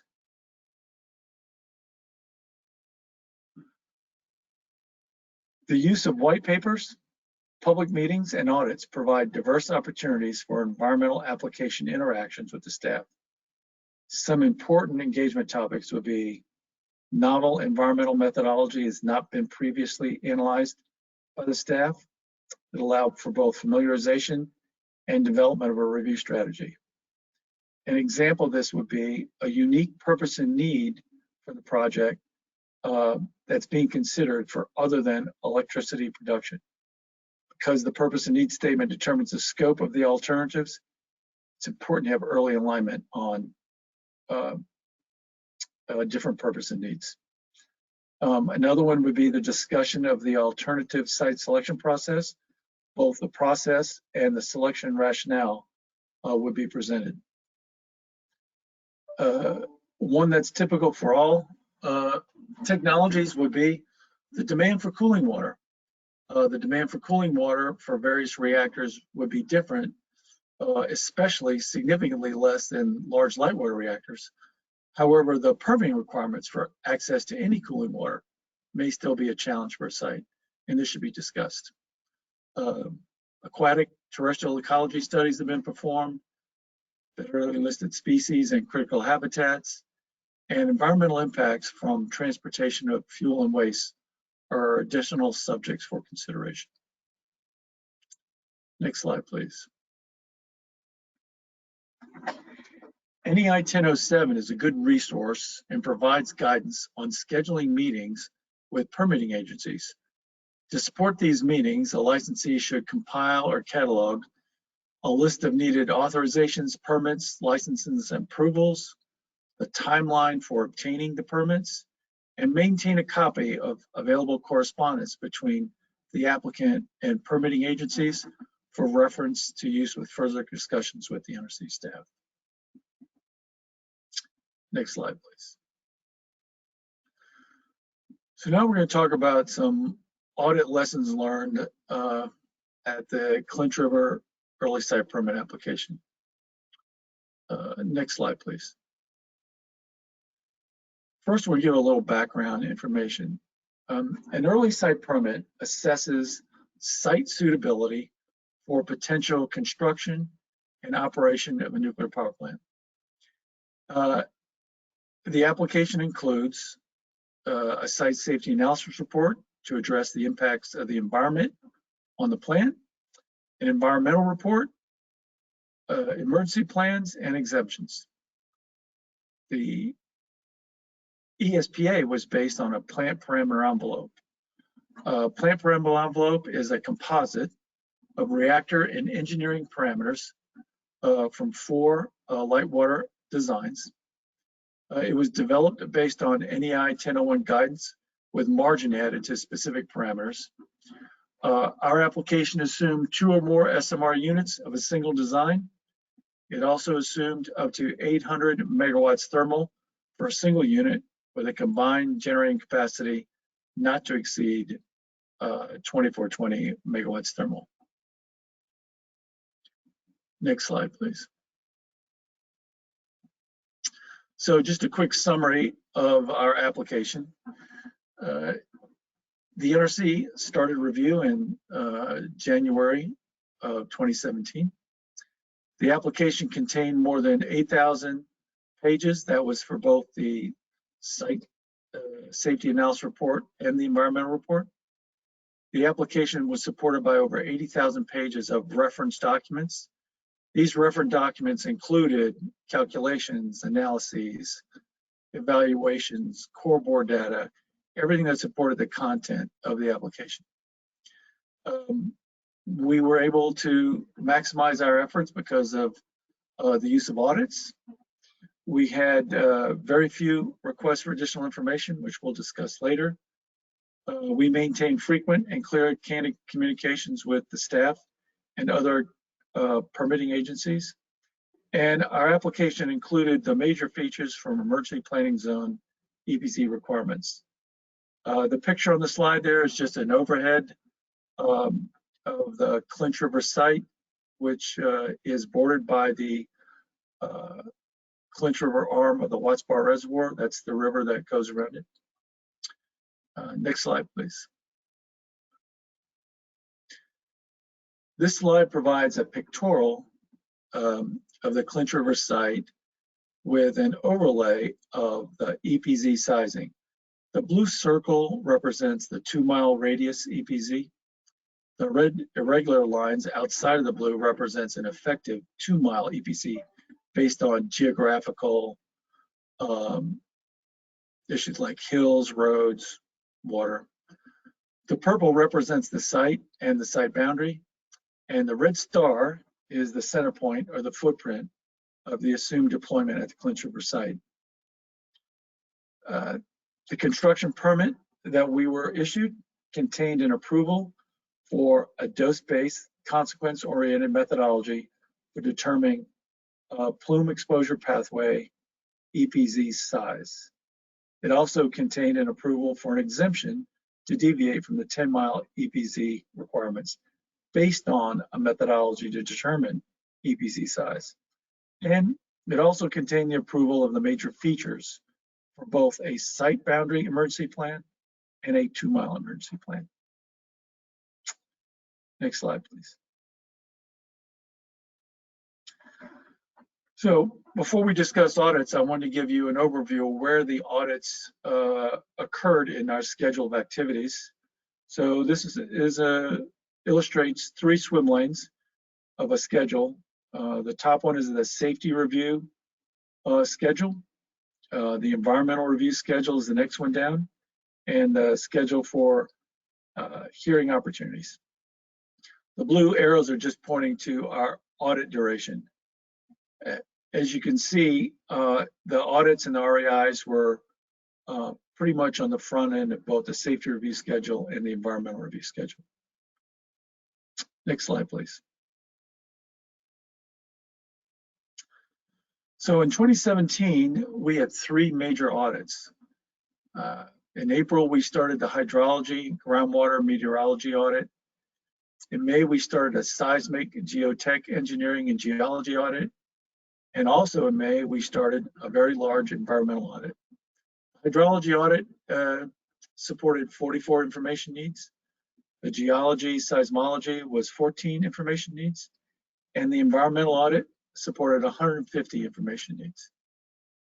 Additional audits on emergency planning zone and meteorology were held in 2018 and 1 QA inspection. The information needs represented a full spectrum of data requests from clarifications, identification of editorial enhancements, to requests to demonstrate analysis, inputs, sensitivity studies, and calculations and evaluations. The information needs were dispositioned first by posting initial information responses to an electronic reading room so the staff could begin their review. There were follow-up conversations during public meetings, and finally, during direct audit interactions, the demonstration of data requests that could not be facilitated using a reading room, such as analysis or calculation codes. For information need closures, some responses required the information to be put on the docket to either supplement the application or to inform NRC staff safety evaluations.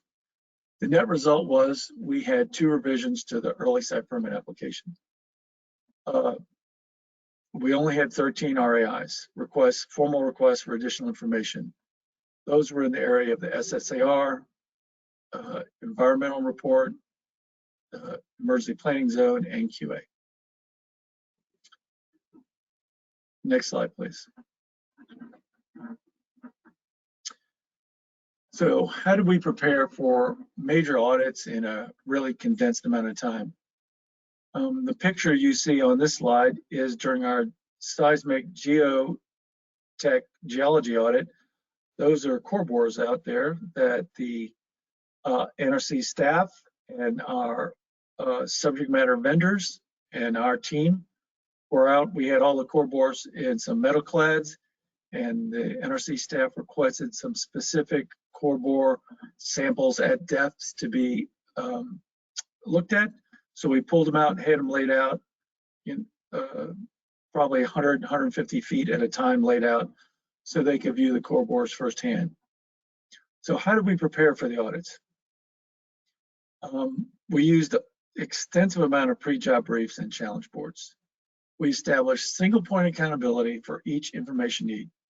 The information needs were aligned to the best athlete.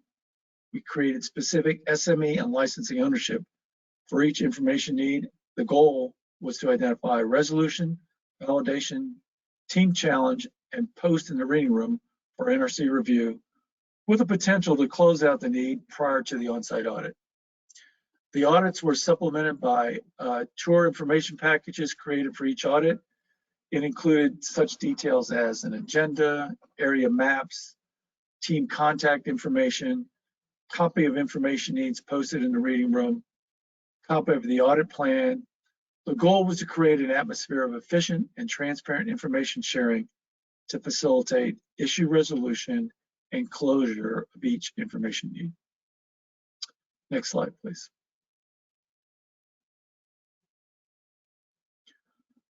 So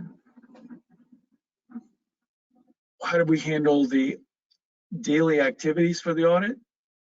Well, there were daily briefs and debriefs, both internal and external to the team and external with the NRC staff. We maintained our single point accountability for the information need throughout the audits.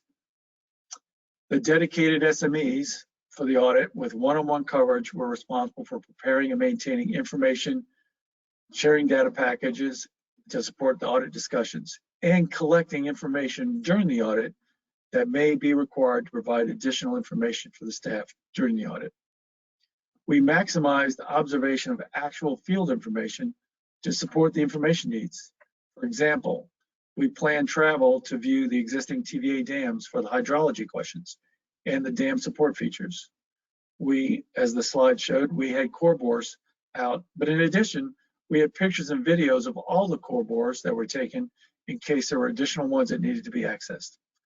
We planned hiking excursions to view specific aquatic, terrestrial, and geologic features. And we provided an opportunity for collaboration with other government agencies during the information needs discussion during the audit, such as Corps of Engineers, Fish and Wildlife, State Historic Preservation, and EPA GDEC. On this slide, this is a picture of a karst deformation that eventually turned into a cave. And the cave supposedly held some bat species that were being interested and looked at by our SMEs. I don't think we ever saw the bats, but it was a fairly well characterized karst depression. Next slide, please. Key takeaways. So Timely regulatory engagement contributes to the project stability and predictability and the full scope of activities supporting the licensing process. A good regulatory engagement plan frames the strategy from pre-application to completion of the regulatory action. The plan is optimized by implementing a full suite of overlapping and regulatory engagement techniques. And finally, a robust regulatory engagement plan enables a license review efficiency, which translates to lower costs and shorter review schedules. This concludes my presentation. Thank you very much. Thanks very much, Ray. A lot of good insights from your experience there. And again, congratulations on the successful experience with the early site permit, including the consequence-based and right-sized emergency planning zone. I know a lot of folks are very interested in that outcome and would like to see a similar outcome on other projects. So thanks for plowing that ground. I'll move into, and again, I'll encourage you all to continue to send questions that relate to either Ryan or Ray's inputs here as we continue on. As I mentioned at the beginning, I'm just going to spend a relatively short time. I've got about 20 or 25 minutes where I want to review a couple of things from webinar number 1 and then relate them to some of the material that we covered today. And then again, as I get to the end of my material, we'll talk a little bit about what we have planned for future webinars, and I'll encourage you at that point to provide your feedback. Next slide, please. So again, just a bit about my background. I've been in the industry for about 40 years. The first 30 or so of that was primarily in the commercial side, primarily on GE boilers, some control room experience in the early days, and then primarily system engineering and regulatory licensing experience. For the last 10 or 12 years, I've been supporting the Idaho National Lab, focused primarily on advanced non-light water reactors and resolving commission policy issues and key regulatory hurdles for getting that class or that group of technologies into a spot where it can be readily deployed going forward. So next slide. So my next 5 or 6 slides, for those of you who attended the first webinar, you'll see are eerily similar. They're actually the same slides that we covered before, but I wanted to remind you of a couple of key points there. So when we went through that first session, we took a look at the evolution of both the technology and the organizations that were implementing it and regulating it from the period from the, I'll say, the mid-50s through nominally the early 80s, but the early 80s period really extends further into to today. This really, the way we characterized it in that first webinar was an initial series of activities and adjustments that were being made as the various stakeholders within the nuclear industry were searching to define what their role is, and then refining that search to maybe better understand what it really ought to be going forward. So again, I'll talk about that in a bit more on the next slide. So we went through that searching stage, and then and you can stay on that slide for a minute longer, Ollie, if you don't mind.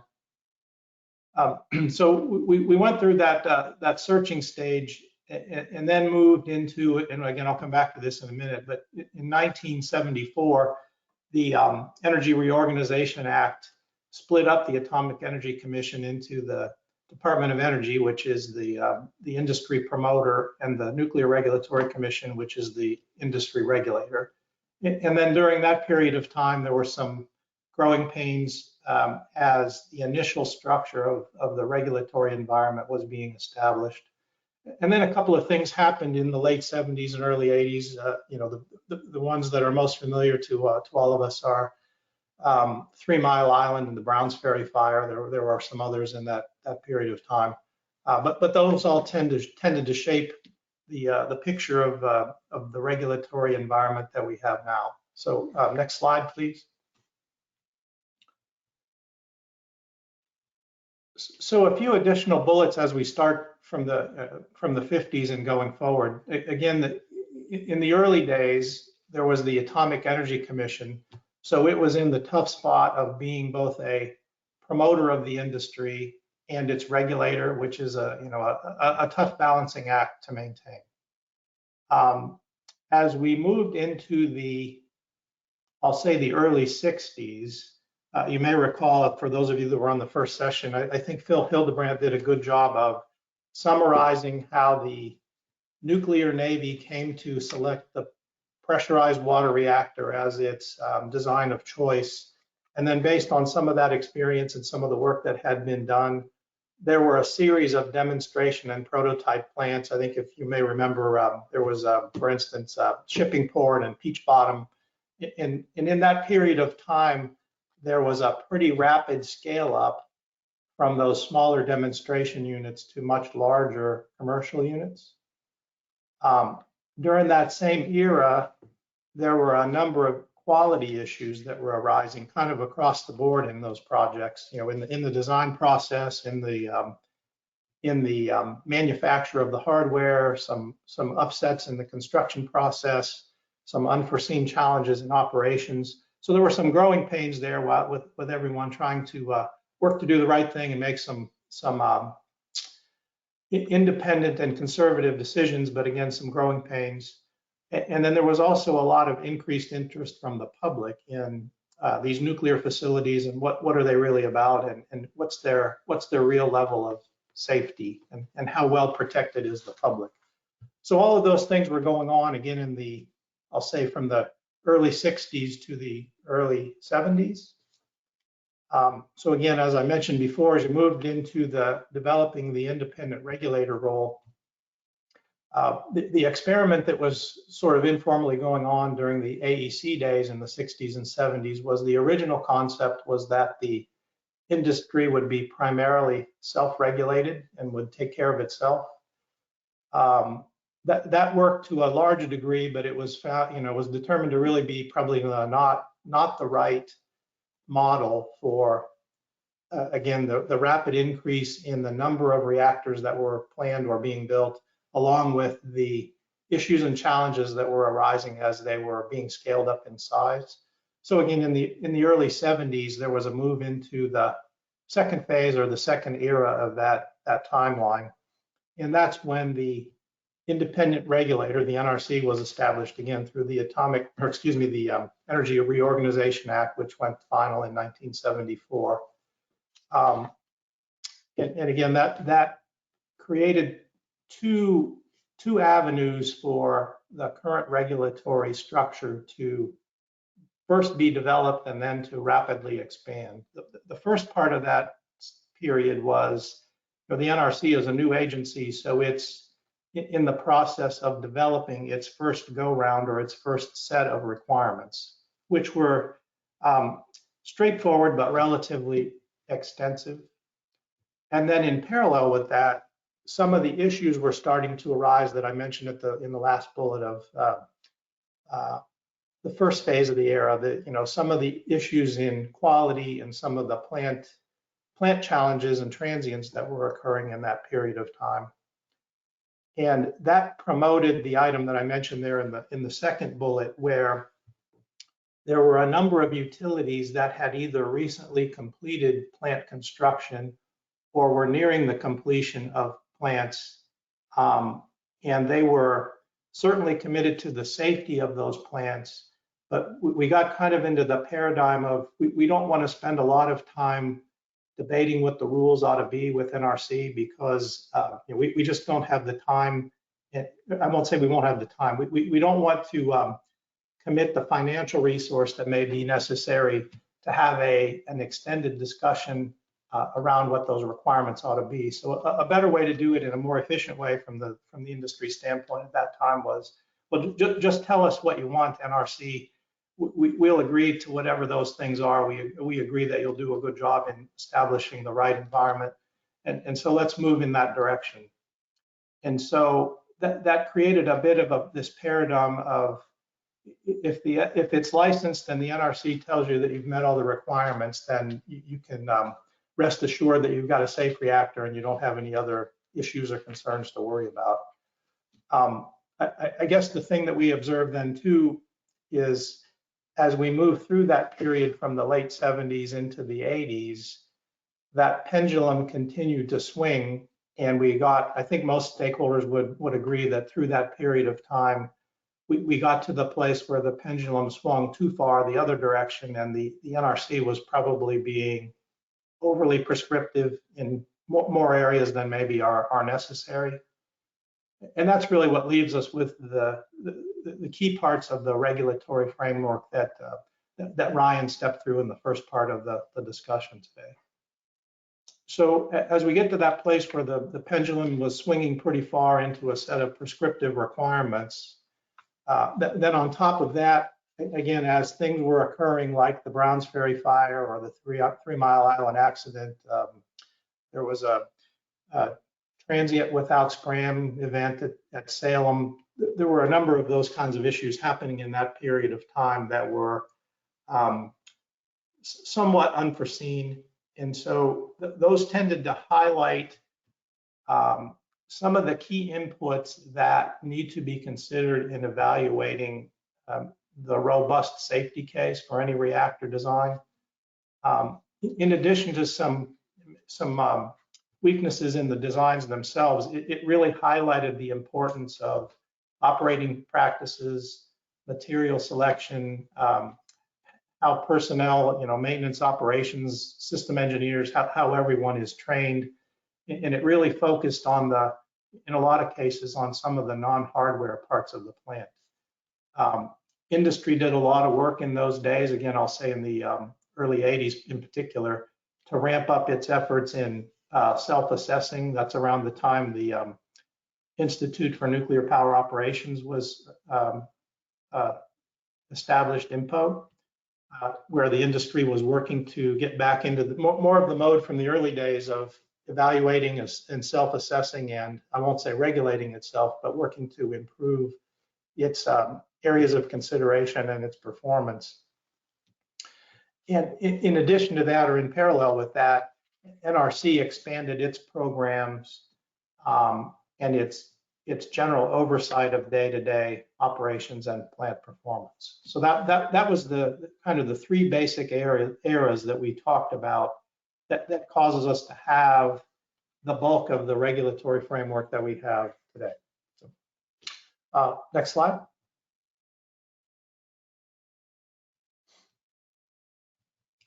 So because our existing set of requirements came together during those varying parts of those three eras, and then were further modified and expanded as events were happening in industry, and those requirements and guidance are spread across a pretty broad group of document types, as Ryan summarized in his discussion.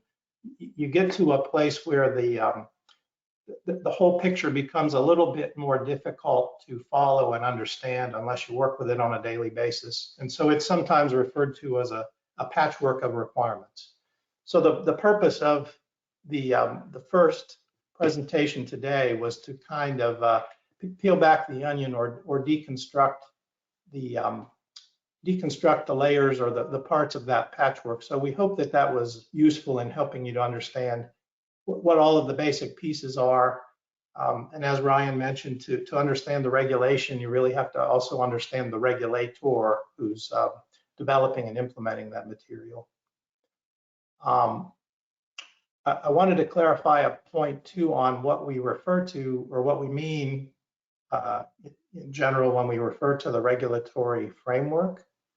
In my mind, it really includes four major elements. There are the higher level governing requirements and policy that come primarily from the commission and flow down on Ryan's pyramid. There are the regulations and associated regulatory guidance that I think he also covered.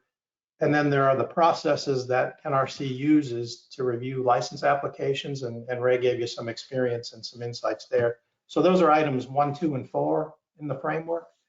The third item on my list here that we didn't really cover today, and it's really outside the scope of this this webinar series is what I refer to as technology-specific licensing technical requirements.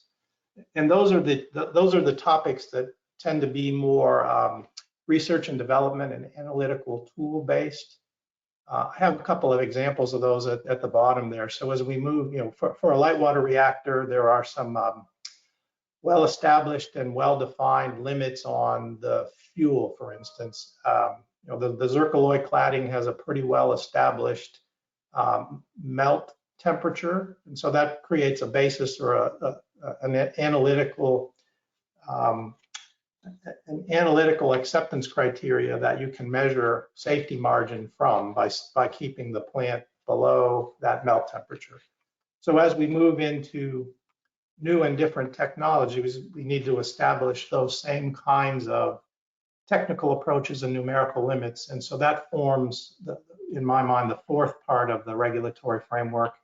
That's well-defined in some areas, less so in others, but that's an area that, as we look at advanced technologies, that the combination of reactor developers, the DOE, who is working to promote the industry through its, using its national lab and university partner resources,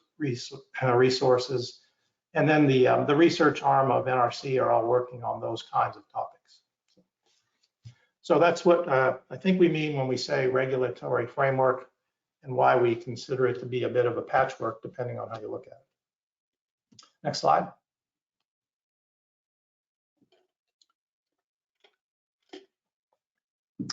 Just a reminder here, when we are working through any of this environment, we always go back to the foundation of having a fundamental and robust safety case. Just a reminder from the first webinar, the safety case in nearly all of the regulatory requirements that we've discussed today have some nexus or some underpinning that have to do with one of the three universally recognized fundamental safety functions. Those are basically controlling power, removing heat, and containing or confining any releases from the fuel source. So those are the big three, and everything pretty much flows down from one or a combination of those three topics. Next, and just real quickly, as a reminder, the picture there is associated with, that experiment was called let me remind myself, the heat transfer reactor experiment. It was one that was done in the mid-50s out on the Idaho desert at the INL. And it was a test of the heat removal capabilities from a particular reactor configuration. So again, just a throwback to a fundamental safety function evaluation. Next slide.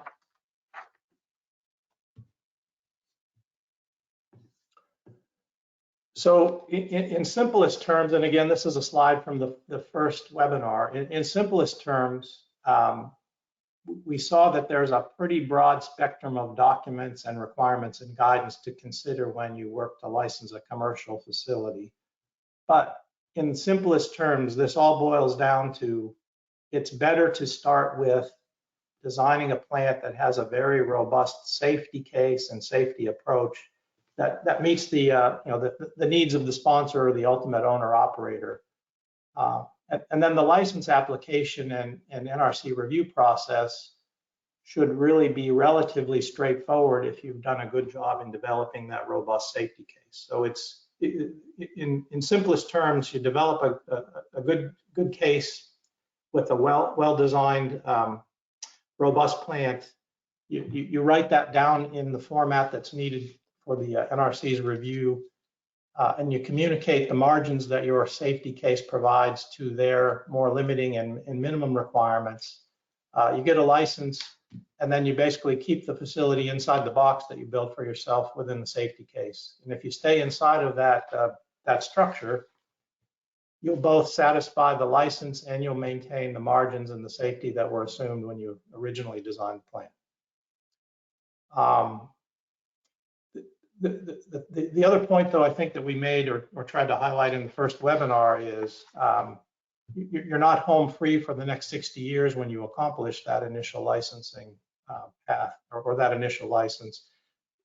You need to always be diligent to evaluating things that were unforeseen, material that maybe is degrading in a way that wasn't originally or initially understood or evaluated, a potential for the plant to be in a configuration that's different from what was expected whenever all of the varying configurations were considered in the beginning, or having inadequate or ineffective programs that don't maintain the hardware in the condition that it was intended. Next slide.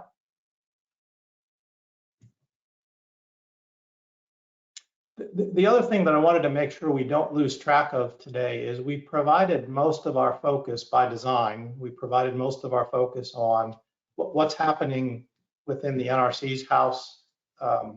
What's the organization look like? What do each of the parts of the organization do? What are the purpose for all of the various regulations? How does the NRC implement those regulations and associated guidance documents? How do all the hearings and the related boards work? Those are all important concepts, and they're important for you to understand. But what I don't want us to lose sight of is the key message from the first webinar, and that message is that the owner-operator is ultimately responsible for the safety of the reactor, the protection of the public, and maintaining the safety margins that are built into the design and operation of the facility. It's important for the designer and the owner-operator to work together in establishing that partnership and maintaining those margins and those common understandings of what each other are doing and the expectations that they have of each other.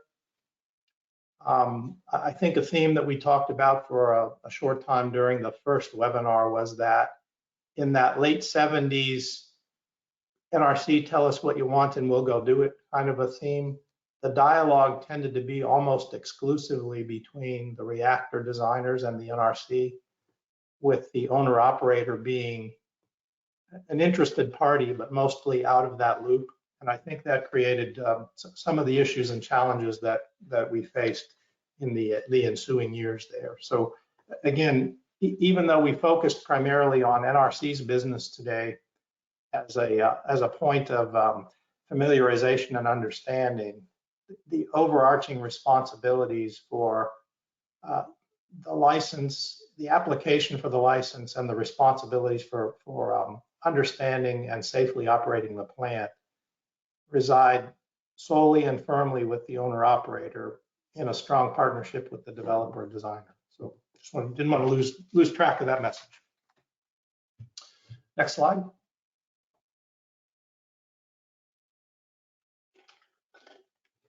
So now I'll move on to a couple of the points just to repeat them or highlight them. These are primarily from Ray's discussion of his experience and his insights in working through the innovation side of the TVA organization. First, he summarized the key parts of a regulatory engagement plan and one that would most likely lead to a successful and efficient interaction with the NRC staff. Again, the REP lays out the licensing approach or strategy, the plan for resolving any specific, difficult, or high-level key issues. It also lays out a timeline for what each party around the table is planning to do and the timeline on which they're planning to do it. I think Ray highlighted a couple of topics that we tend to refer to or may not always recognize as an opportunity for getting a staged review. This allows the license application to be reviewed in segments, and it also allows you to pull some key topics forward in the schedule and actually shorten the overall timeline in some cases. And the couple of examples that he gave there were segmenting out a particular technical topic and submitting it to NRC for review and approval in a topical report. That's been a pretty common practice within the light water community for a number of years, and I think can continue to play a prominent role going forward. And then he also described a bit about the use of a series of public meetings and audits. One question I saw, Ray, that we'll get to when we get to the question period is kind of what's the difference between some of those various aspects, and what's the difference between how an audit might be administered versus a request for information, for example. So we'll get around to that shortly. And again, I just want to stress again in this last bullet, it's not NRC's role to tell us at the beginning of the story what the minimum acceptable is going to be, or what we need to do to pass. That really puts us more, as an industry, more in the mode of the late 70s. And that was a challenging time that was generally successful, but not very efficient. And again, it tends to take away from this responsibility of the owner-operator establishing its organization's approach and safety margin for a facility, and then allowing the NRC to confirm that story with margin. Next slide.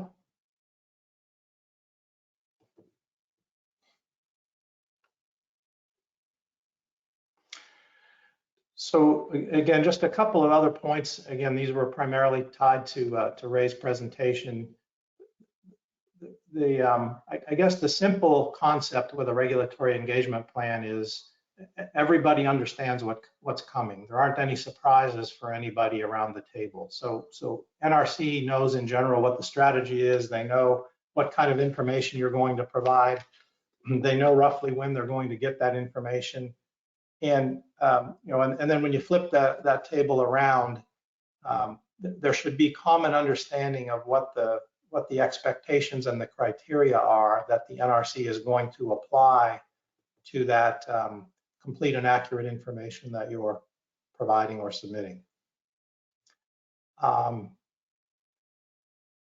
The other thing that I think is very important, and it seems like a simple thing, but I think it sometimes gets lost in the shuffle, is the importance of establishing and maintaining effective communications. Very important to have frequent and timely communications. And although we understand that sometimes personnel or staffing needs change and individual points of contact might change, it's very important to try to maintain continuity through that period, through all of these regulatory engagement kinds of efforts. And again, the outcome there is a improved and increased efficiency for everyone in this transparent process, with potentially lowering the cost and shortening the review schedules, and again, continuing to maintain a high level of transparency, while also allowing NRC to complete its mission of a confirmatory review of the safety case. Next slide.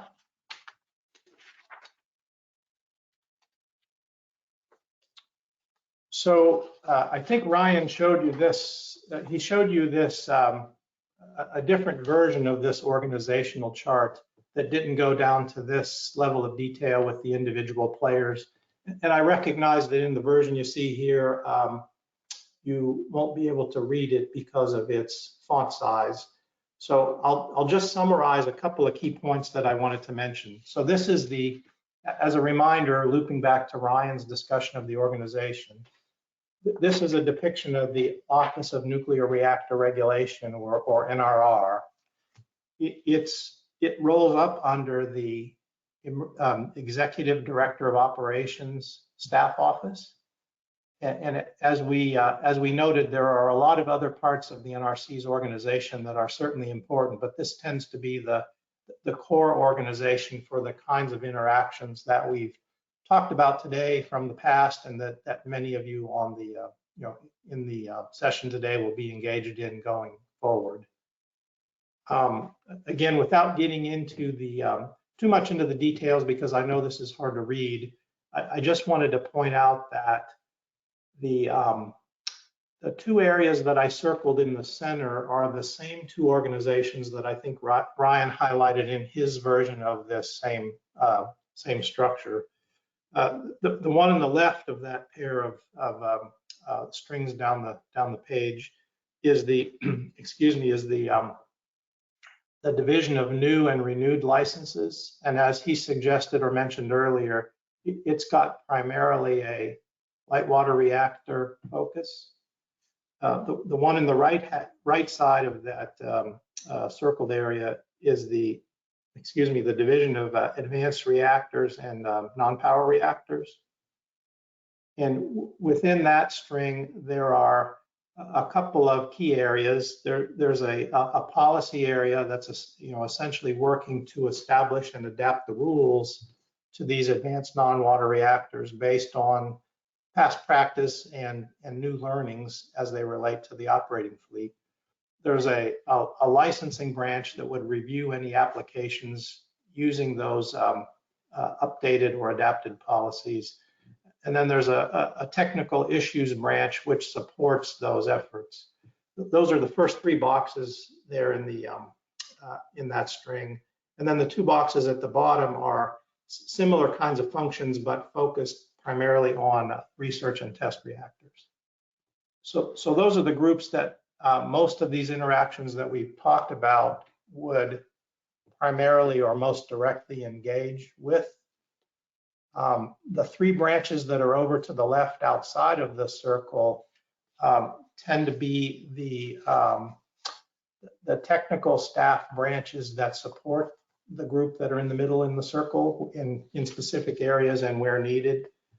They include topics like safety systems and their evaluation, engineering and external hazards, and the division of risk assessment and use of PRA, for instance. And then the part of the staff that's over on the right, to the right side of the circle, are the organizations or the parts of the NRC staff that are focused primarily on oversight of the operating fleet or plants that are already licensed. If it's of use to you, we can work to try to make this organizational chart available on the website as well, so you can maybe look at it in a form that's a little easier to read. For those of you who normally attend the NRC's Regulatory Information Conference every March, back in the pre-COVID normal days, we used to always be able to get hard copies of these as we were walking down the hallway there. It was always a very helpful resource, but available virtually now going forward. Next slide.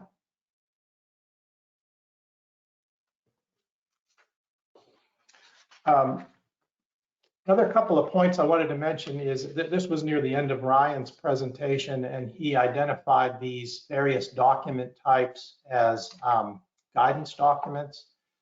So I know there are a lot of different collections of documents here. I first wanted to make you aware that you can go on to the public documents portion of NRC's website. They actually have a section called document collections, and you can go in and take a look at what each of these are about and the kinds of things that are in there that may be of use or of interest to you. The couple of things that I wanted to point out is in the circle on the left, particularly for organizations that are pursuing, I'll call them advanced or non-historical technologies, there's a lot of useful information in the regulatory guides that describe one acceptable way of evaluating and providing for compliance. And those tend to be somewhat light water reactor focused, but I find them to be very useful because they help you peel back the onion and look at what NRC is really interested in on the particular topic that's at the title stage of the reg guide. So you can find some insight in there, understanding that you don't need to take exactly the same approach for a different reactor design or a reactor type, but you can gain some good information in there if you are working to establish an alternate approach. Similarly, I think Ryan made mention of the interim staff guidance topic. And those are used for to provide guidance from NRC senior management to their review staff on how they might or how they need to or should consider handling information that comes to them around a technology or a particular approach related to a technology, where the more formal guidance internal to the agency is still being evaluated or is still in transition. So rather than leaving the technical staff out to sort it out on its own, it tends to be a half step to clarify how they ought to move forward on various topics. So that's another one to keep a good eye on.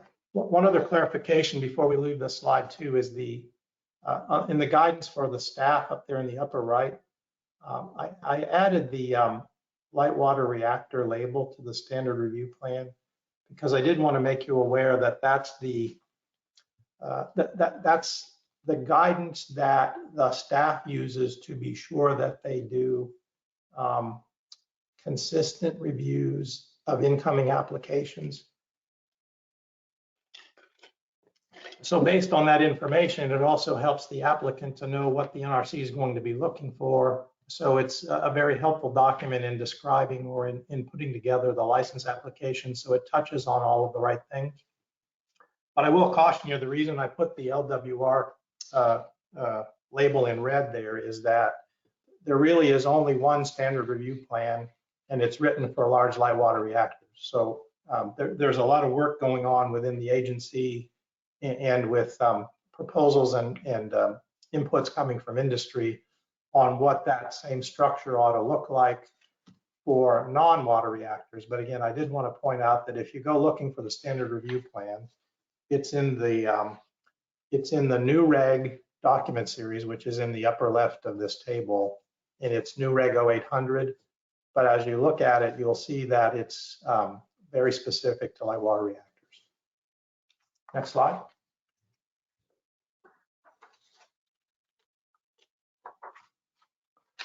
I just wanted to quickly mention a couple of areas of more recent regulatory guidance that's moving in the direction of providing some insight or some assistance for those who might be pursuing non-light water reactors. One example, and again, I think Ryan touched on this as being one of the key licensing considerations, were the general design criteria that are in Appendix A. And in the lead into that part of the regulation, it indicates that the GDC were really written for light water reactors, but they give you a thumbnail sketch or provide some initial guidance on what you ought to do when you're working to develop the design criteria for a non-water reactor. And so there are about 54 of those GDC in the list in Appendix A. And so back in the 2013, 2014 timeframe, both NRC and the DOE counterparts were hearing a lot from industry stakeholders that it was going to be a pretty difficult task for every individual developer and license applicant to go through that list of 54 items and try to assess what each of the items meant as it relates to a non-water design, and then negotiate what that new meaning or new adaptation ought to look like for its individual purpose.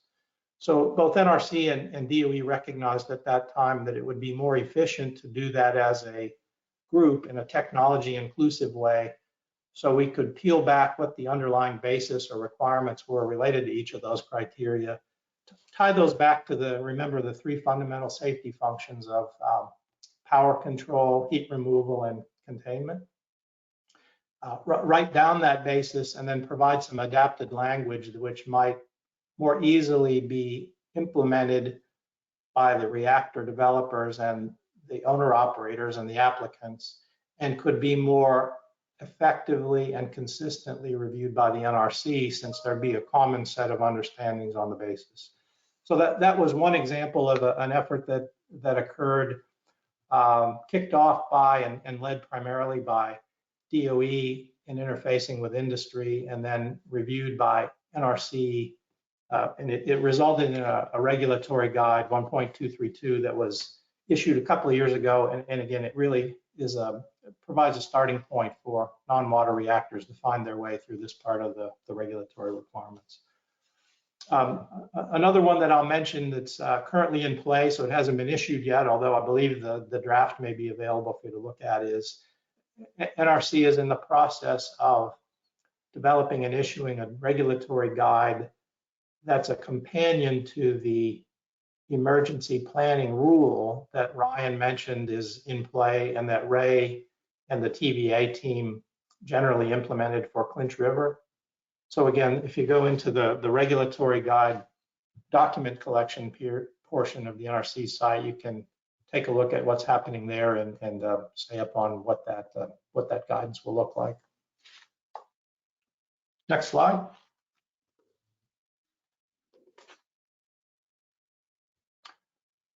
So just to recap a couple of other points related to the license and the licensing basis.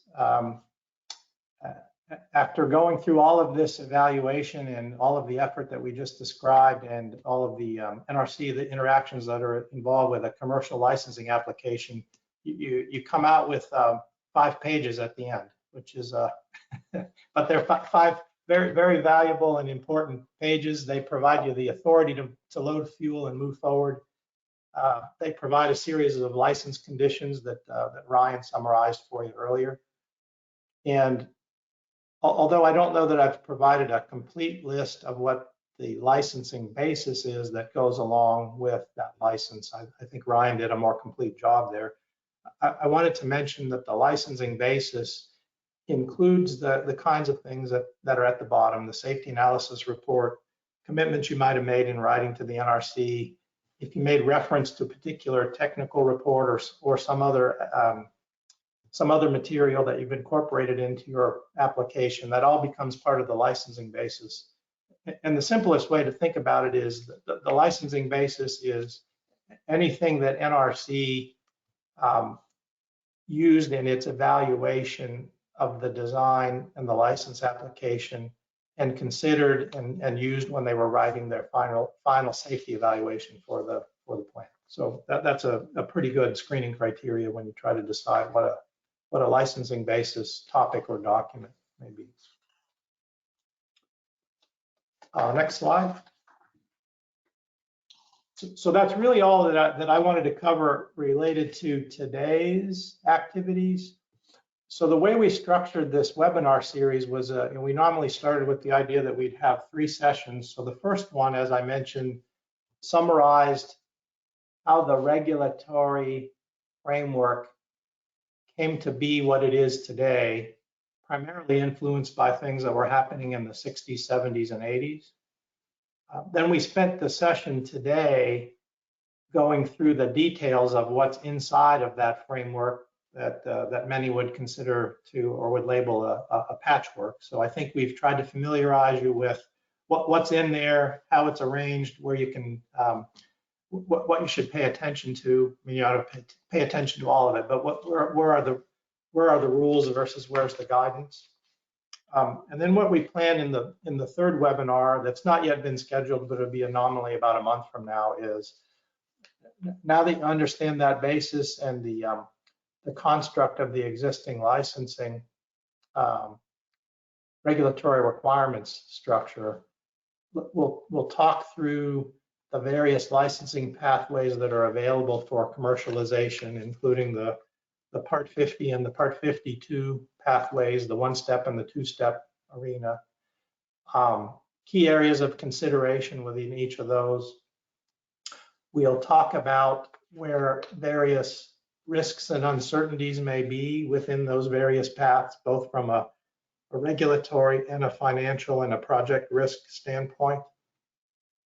And then we'll also spend some time talking about how to, when effectively communicating, as Ray summarized, when effectively communicating information, how you might best protect certain kinds of information that might be either commercially sensitive or may have other considerations like safeguards.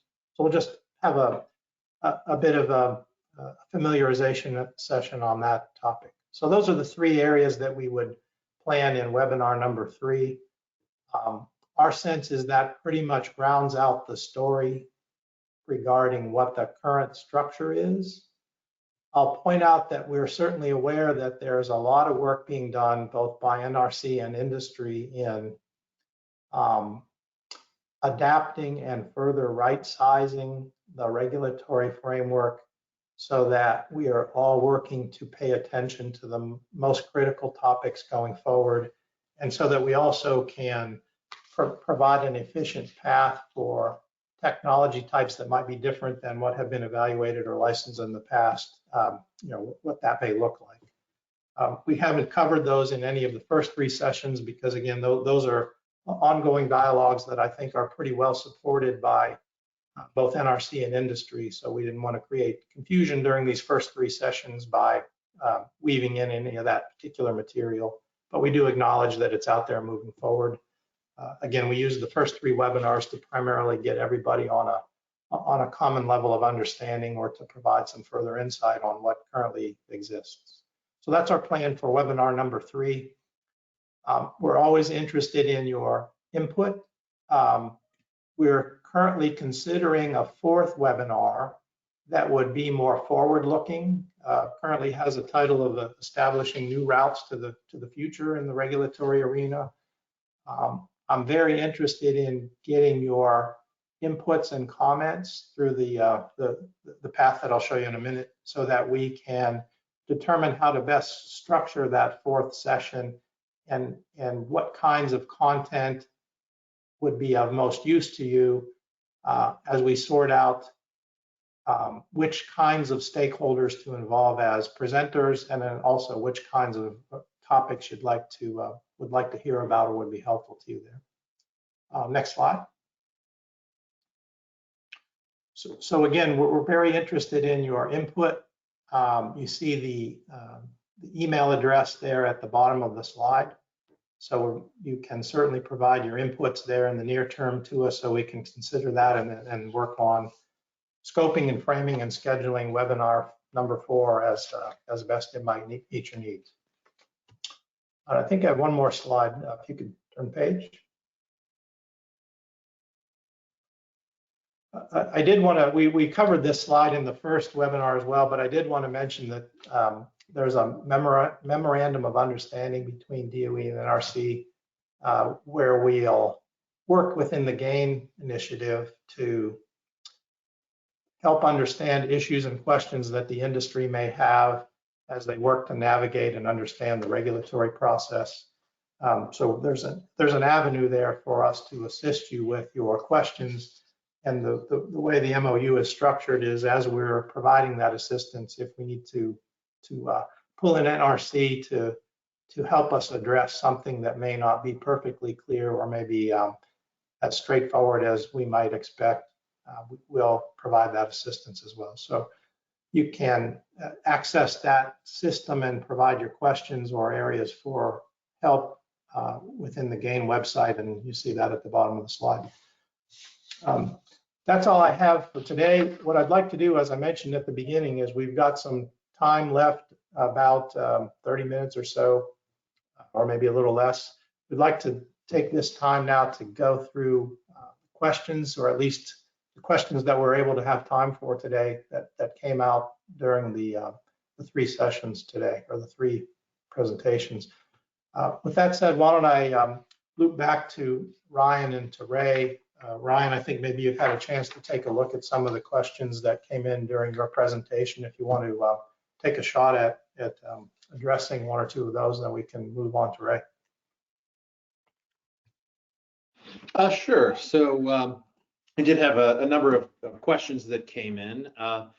The first one asked me to comment on the NRC's budget to understand how the budget is established and how the NRC is funded. And that's actually a great question, because the agency is funded a little bit differently than most other federal agencies. As a general matter, though, the budget is established by Congress. And so like anything else the government does, it can be part of a political process. But Congress establishes for each fiscal year for the agency, the amount of money that they will be appropriated. But the NRC is required by law to recover most of that budget through assessing fees to the people and the companies that they provide services to. So license applicants, NRC licensees, and so forth. And the way the agency does that is it goes through a rulemaking process each year to establish the amounts of both annual fees that are assessed across the board, typically based on a particular class of license. And then separately, there are hourly fees for things like application review that go a bit beyond just the standard oversight. And if I'm correct, I think the NRC just published on Monday its proposed rule for the fees for fiscal year 2021. In that proposed fee rule, it looks like that it reflects a total budget of about $844 million for fiscal 21, and that's down about $11 million from last fiscal year. So hopefully that gives you a sense of how the agency gets its budget and how it's funded in general terms. Hey Ryan, while you're on that topic, one thing I wanted to mention that some folks may not be aware of is that I'll say back in the day, so back in the 60s and 70s, the NRC did not have that fee recovery structure. I don't remember the exact year, but I think it was around the time of the Reagan administration that they made the change to this fee recovery arrangement. So, my point is that the government was picking up the tab back in the 70s for the reviews that where that's not the structure today. Not that I'm saying which is better or worse, but that's around the timing of when the structure changed. I don't know if you want to add any more highlight to that. Right. So the idea of government agencies charging fees for their services actually came about in the early 1950s, so it wasn't necessarily a new concept when it came to the NRC, and I believe that was in 1990 as part of the Consolidated Omnibus Budget Reconciliation Act. So it was right at the end of the Reagan administration, but I think it came into force in 1990. But yeah, so yeah, that's something that applicants should be aware of. There are NRC fees associated with reviewing an application, and so you want to budget that into your project and understand that those folks, the NRC reviewers, are going to be charging an hourly rate for their reviews. Something good for awareness. Okay, thank you. Ray, you want to move on to a question in your area? Sure. Had a similar question about costs. How much does an audit cost?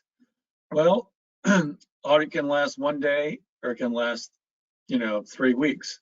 An audit can be supported by one person or 20 people. So there is no fixed price for an audit. It's basically how many people, how many days, and the rate that Ryan was just talking about, the hourly rate. So there is no predetermined cost for an audit. How long is an early site permit good for? Permit is good for 20 years. And it's in the body of the permit. It has an expiration date. How much information from the Clinch River breeder reactor era, and that was around in the early 70s, 71, 72, was used? There was an extensive amount of core bores done for the breeder reactor that were used to inform the core boring plan that was used to support the current subsurface investigation. So while we didn't specifically credit any of the previous core bores, they were used to inform a strategy based on what was found, in the 70s. Same way with the wells. We had our own wells to do the hydrology studies, but those wells and where they were put were informed by the previous wells from the breeder reactor project. And one more question, what's the difference between audit and an RAI? An RAI is a specific request for additional information that's on the docket. It's usually based on the difference between what's in an application and a regulatory basis it's not being met. An audit is a conversation. It may be on a specific topic of an application, but I don't know if we can call up slide 11 again, but slide 11's got a good summary of all the things that an audit does. Basically, it's for the staff to get a better understanding of the attributes of the application, but more so the information behind the application, what supports it. So there's a sharing of information, and out of an audit usually comes a specific request for information that needs to be put on the docket. I hope that answered the question on that, and that's all I have right now. Thanks, Ray. Hey, I did see one other piece of information here. One of our NRC colleagues provided some clarification. I think it's important for this, related to this NRC fee and budget structure. But both in the example that I gave you of that general design criteria regulatory guide, which I think the NRC considered to be a generic activity, and in a lot of the regulatory framework development and adaptation and update work they're doing currently, they've either considered that to be generic work since it's not specific to an individual applicant, or they've been directed by Congress through the NEMA Act to work toward developing that infrastructure so that they can move forward to other advanced technologies going forward. So I wanted to make clear or help to clarify that those kinds of generic activities are being funded directly by Congress to NRC, so there's not an applicant fee associated with that work. However, when an application does come through the door for an advanced technology, the NRC would still bill on an hourly basis to review that specific application. But I did want to clarify, and I appreciate the clarification, that these generic and framework related activities are not billable to the industry. Ryan, I'll switch back to you. I think I saw a couple of questions that I think will be very helpful. They're associated with ACRS and when it comes into play and that kind of thing. Yeah, and just before we move on from the budget question, that's generally true across the board that generic activities are not part of the calculation for those types of fees that are charged to users, and that's what the rulemaking does each year, is it explains that process, what's in and what's out, and obviously the Nuclear Energy Innovation and Modernization Act included some specific caveats on this point that are relevant to this audience, and I believe it also changed the NRC's fee recovery percentage. For a long time, it was 90% that the NRC had to recover, other than those exclusions, and under NEMA, I believe it's 100% now, but it has expanded the scope of generic activities that are excluded. So to the question about the ACRS, I think that's a great question. It asks whether there's any guidance to define when ACRS review is required. Actually, it's not in guidance. It is provided in the regulations themselves for the most part. If you look at Part 50, Section 50.58 alpha, that provision requires that applications under Part 50 for either a construction permit or an operating license for a commercial production utilization facility, it requires those to be referred to the ACRS. An application for an amendment to a construction or permit or an operating license may be referred to the ACRS. So that's more of a case-by-case determination. And then you see other provisions in other parts of 10 CFR. Part 52, for example, has mandatory ACRS reviews for an early site permit application, a standard design certification, combined operating license, and so forth in each of the separate subparts. And then, in Part 54, there's a license renewal regulation that requires ACRS review for that. Section 2.809 discusses ACRS review of rulemaking. So it is spelled out for the most part in the regulations.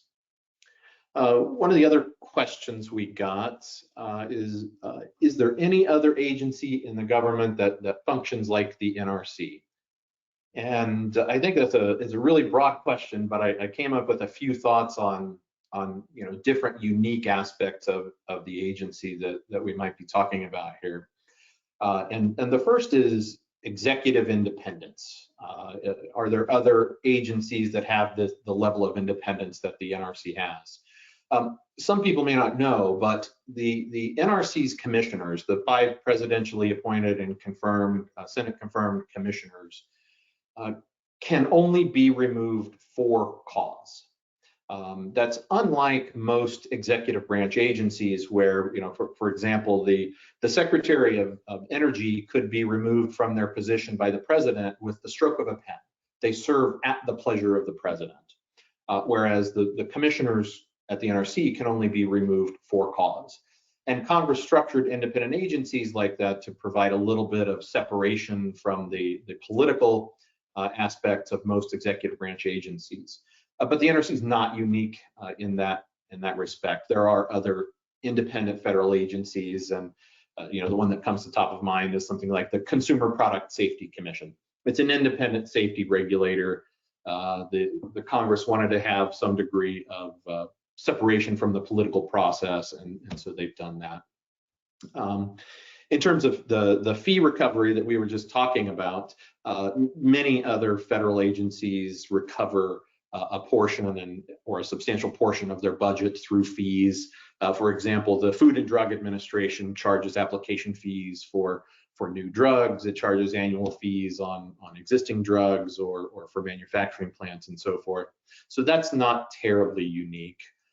And then the NRC is also somewhat unique in the respect that, as Jim mentioned, the agency is just the regulator. It's no longer a promoter.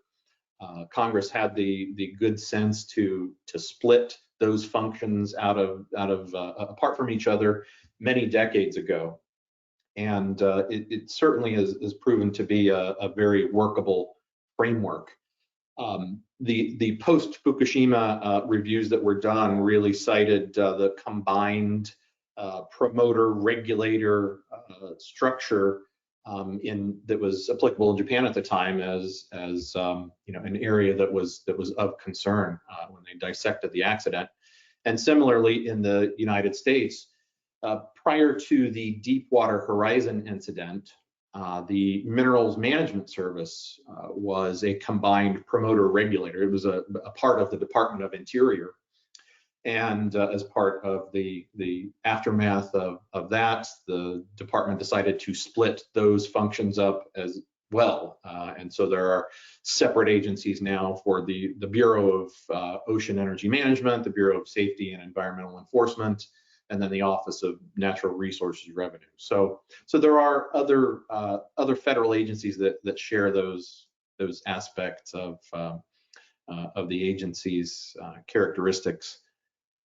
And the last question I got is pretty broad. It says the licensing is a long and strenuous process. Are there any formal approaches to aid in this process? Like arguing a safety case. And I would say that pre-application interaction is key. That's what Ray was talking about earlier. The earlier that you can get involved with the NRC and get alignment on the approach for the review, the better off you're going to be. And so the regulatory engagement plan, as Jim had mentioned, is something that you really need to focus on early in your development process. Something else that was discussed earlier by Ray and Jim is the use of topical reports, right? So if you use topical reports, it allows you to have a bit of a more piecemeal review earlier in the process. So as you complete different pieces of your design, you may be able to get stepwise approvals that will allow the application, once it's put together in full, to go through a more streamlined review process.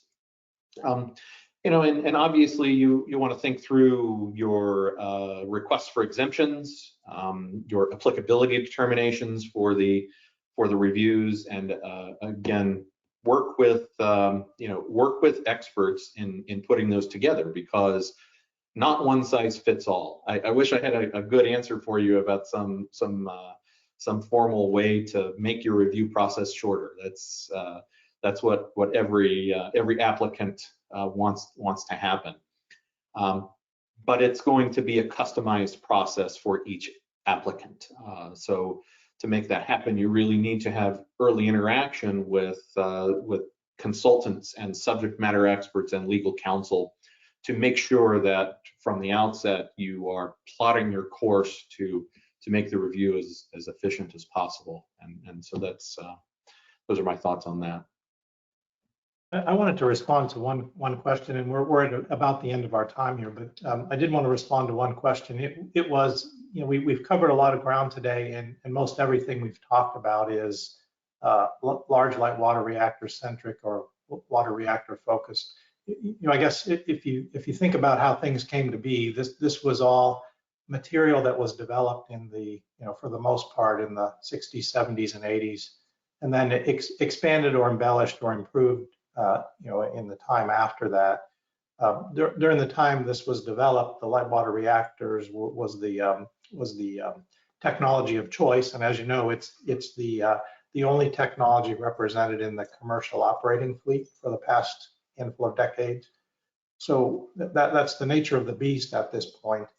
However, both industry and NRC, as I mentioned, have been doing a lot of work, particularly in the last 5 or so years, but you know, some before that, but with very focused activity in either establishing updated or new regulatory requirements, and then also developing adaptations of existing regulations and guidance so that it helps to clarify and establish a path for non-water technologies going forward. You know, there have been some recent activity to change policy on, I think Ryan mentioned that to change and expand the policy on how the topic of containment can be addressed. There's some work on new processes for going about how you define what the accidents and events are that you may need to consider for a particular plant design. A couple of places that I can point you to as good resources are, there's an advanced reactor part of the NRC website that has a whole host of information and pointers to reference documents with this significantly expanded effort, again, by both NRC and industry to establish those rules and that guidance. There's an integrated schedule inside of that group of documents and that summary on the NRC site. And then there's an ongoing series of public meetings that cover those and related topics. There's one tomorrow, as a matter of fact, that I think runs from 10 a.m. to 4 p.m. Eastern, and it's covering the topic of how to refine and clarify the specifics of the kinds of information that should be in an application for an advanced technology license application, along with some acceptance criteria that the NRC would apply when evaluating that information.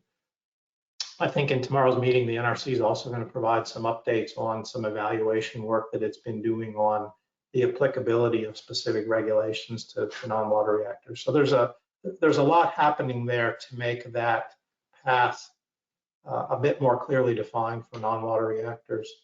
And I guess I'd also communicate that it's always very helpful for NRC if you're in one of those non-water technology types and have some plans to bring an application to them, you know, I'll say in the next handful of years, it's best to communicate that plan as early and in as much detail as you can so that they can be aware of it and factor that into their efforts so that they're, again, getting back to that regulatory engagement plan concept so that nobody's surprised when the time comes for the application to come in and to be reviewed. So, I think we're at the end of our time today. I really do appreciate all of your inputs and insights, both Ryan and Ray. We appreciate the interest and the participation from those of you on the webinar and the questions that you've provided. Again, we'll follow up with those. I think there were one or two that we didn't get to, but we can follow up with those afterwards. Again, we'll be posting the presentations on the webinar portion of the GAIN website, along with the recorded version of today's session for anybody who may have missed it or may want to listen in on a portion of it a second time. And again, I'll just close by encouraging you to continuing to send us your thoughts and your inputs as we sort out where we want to go with, as we firm up the content of webinar number 3, and then in particular, as we sort out what webinar 4 ought to look like or ought to cover. So thanks very much for your time today, and we'll consider the webinar complete. Thanks again.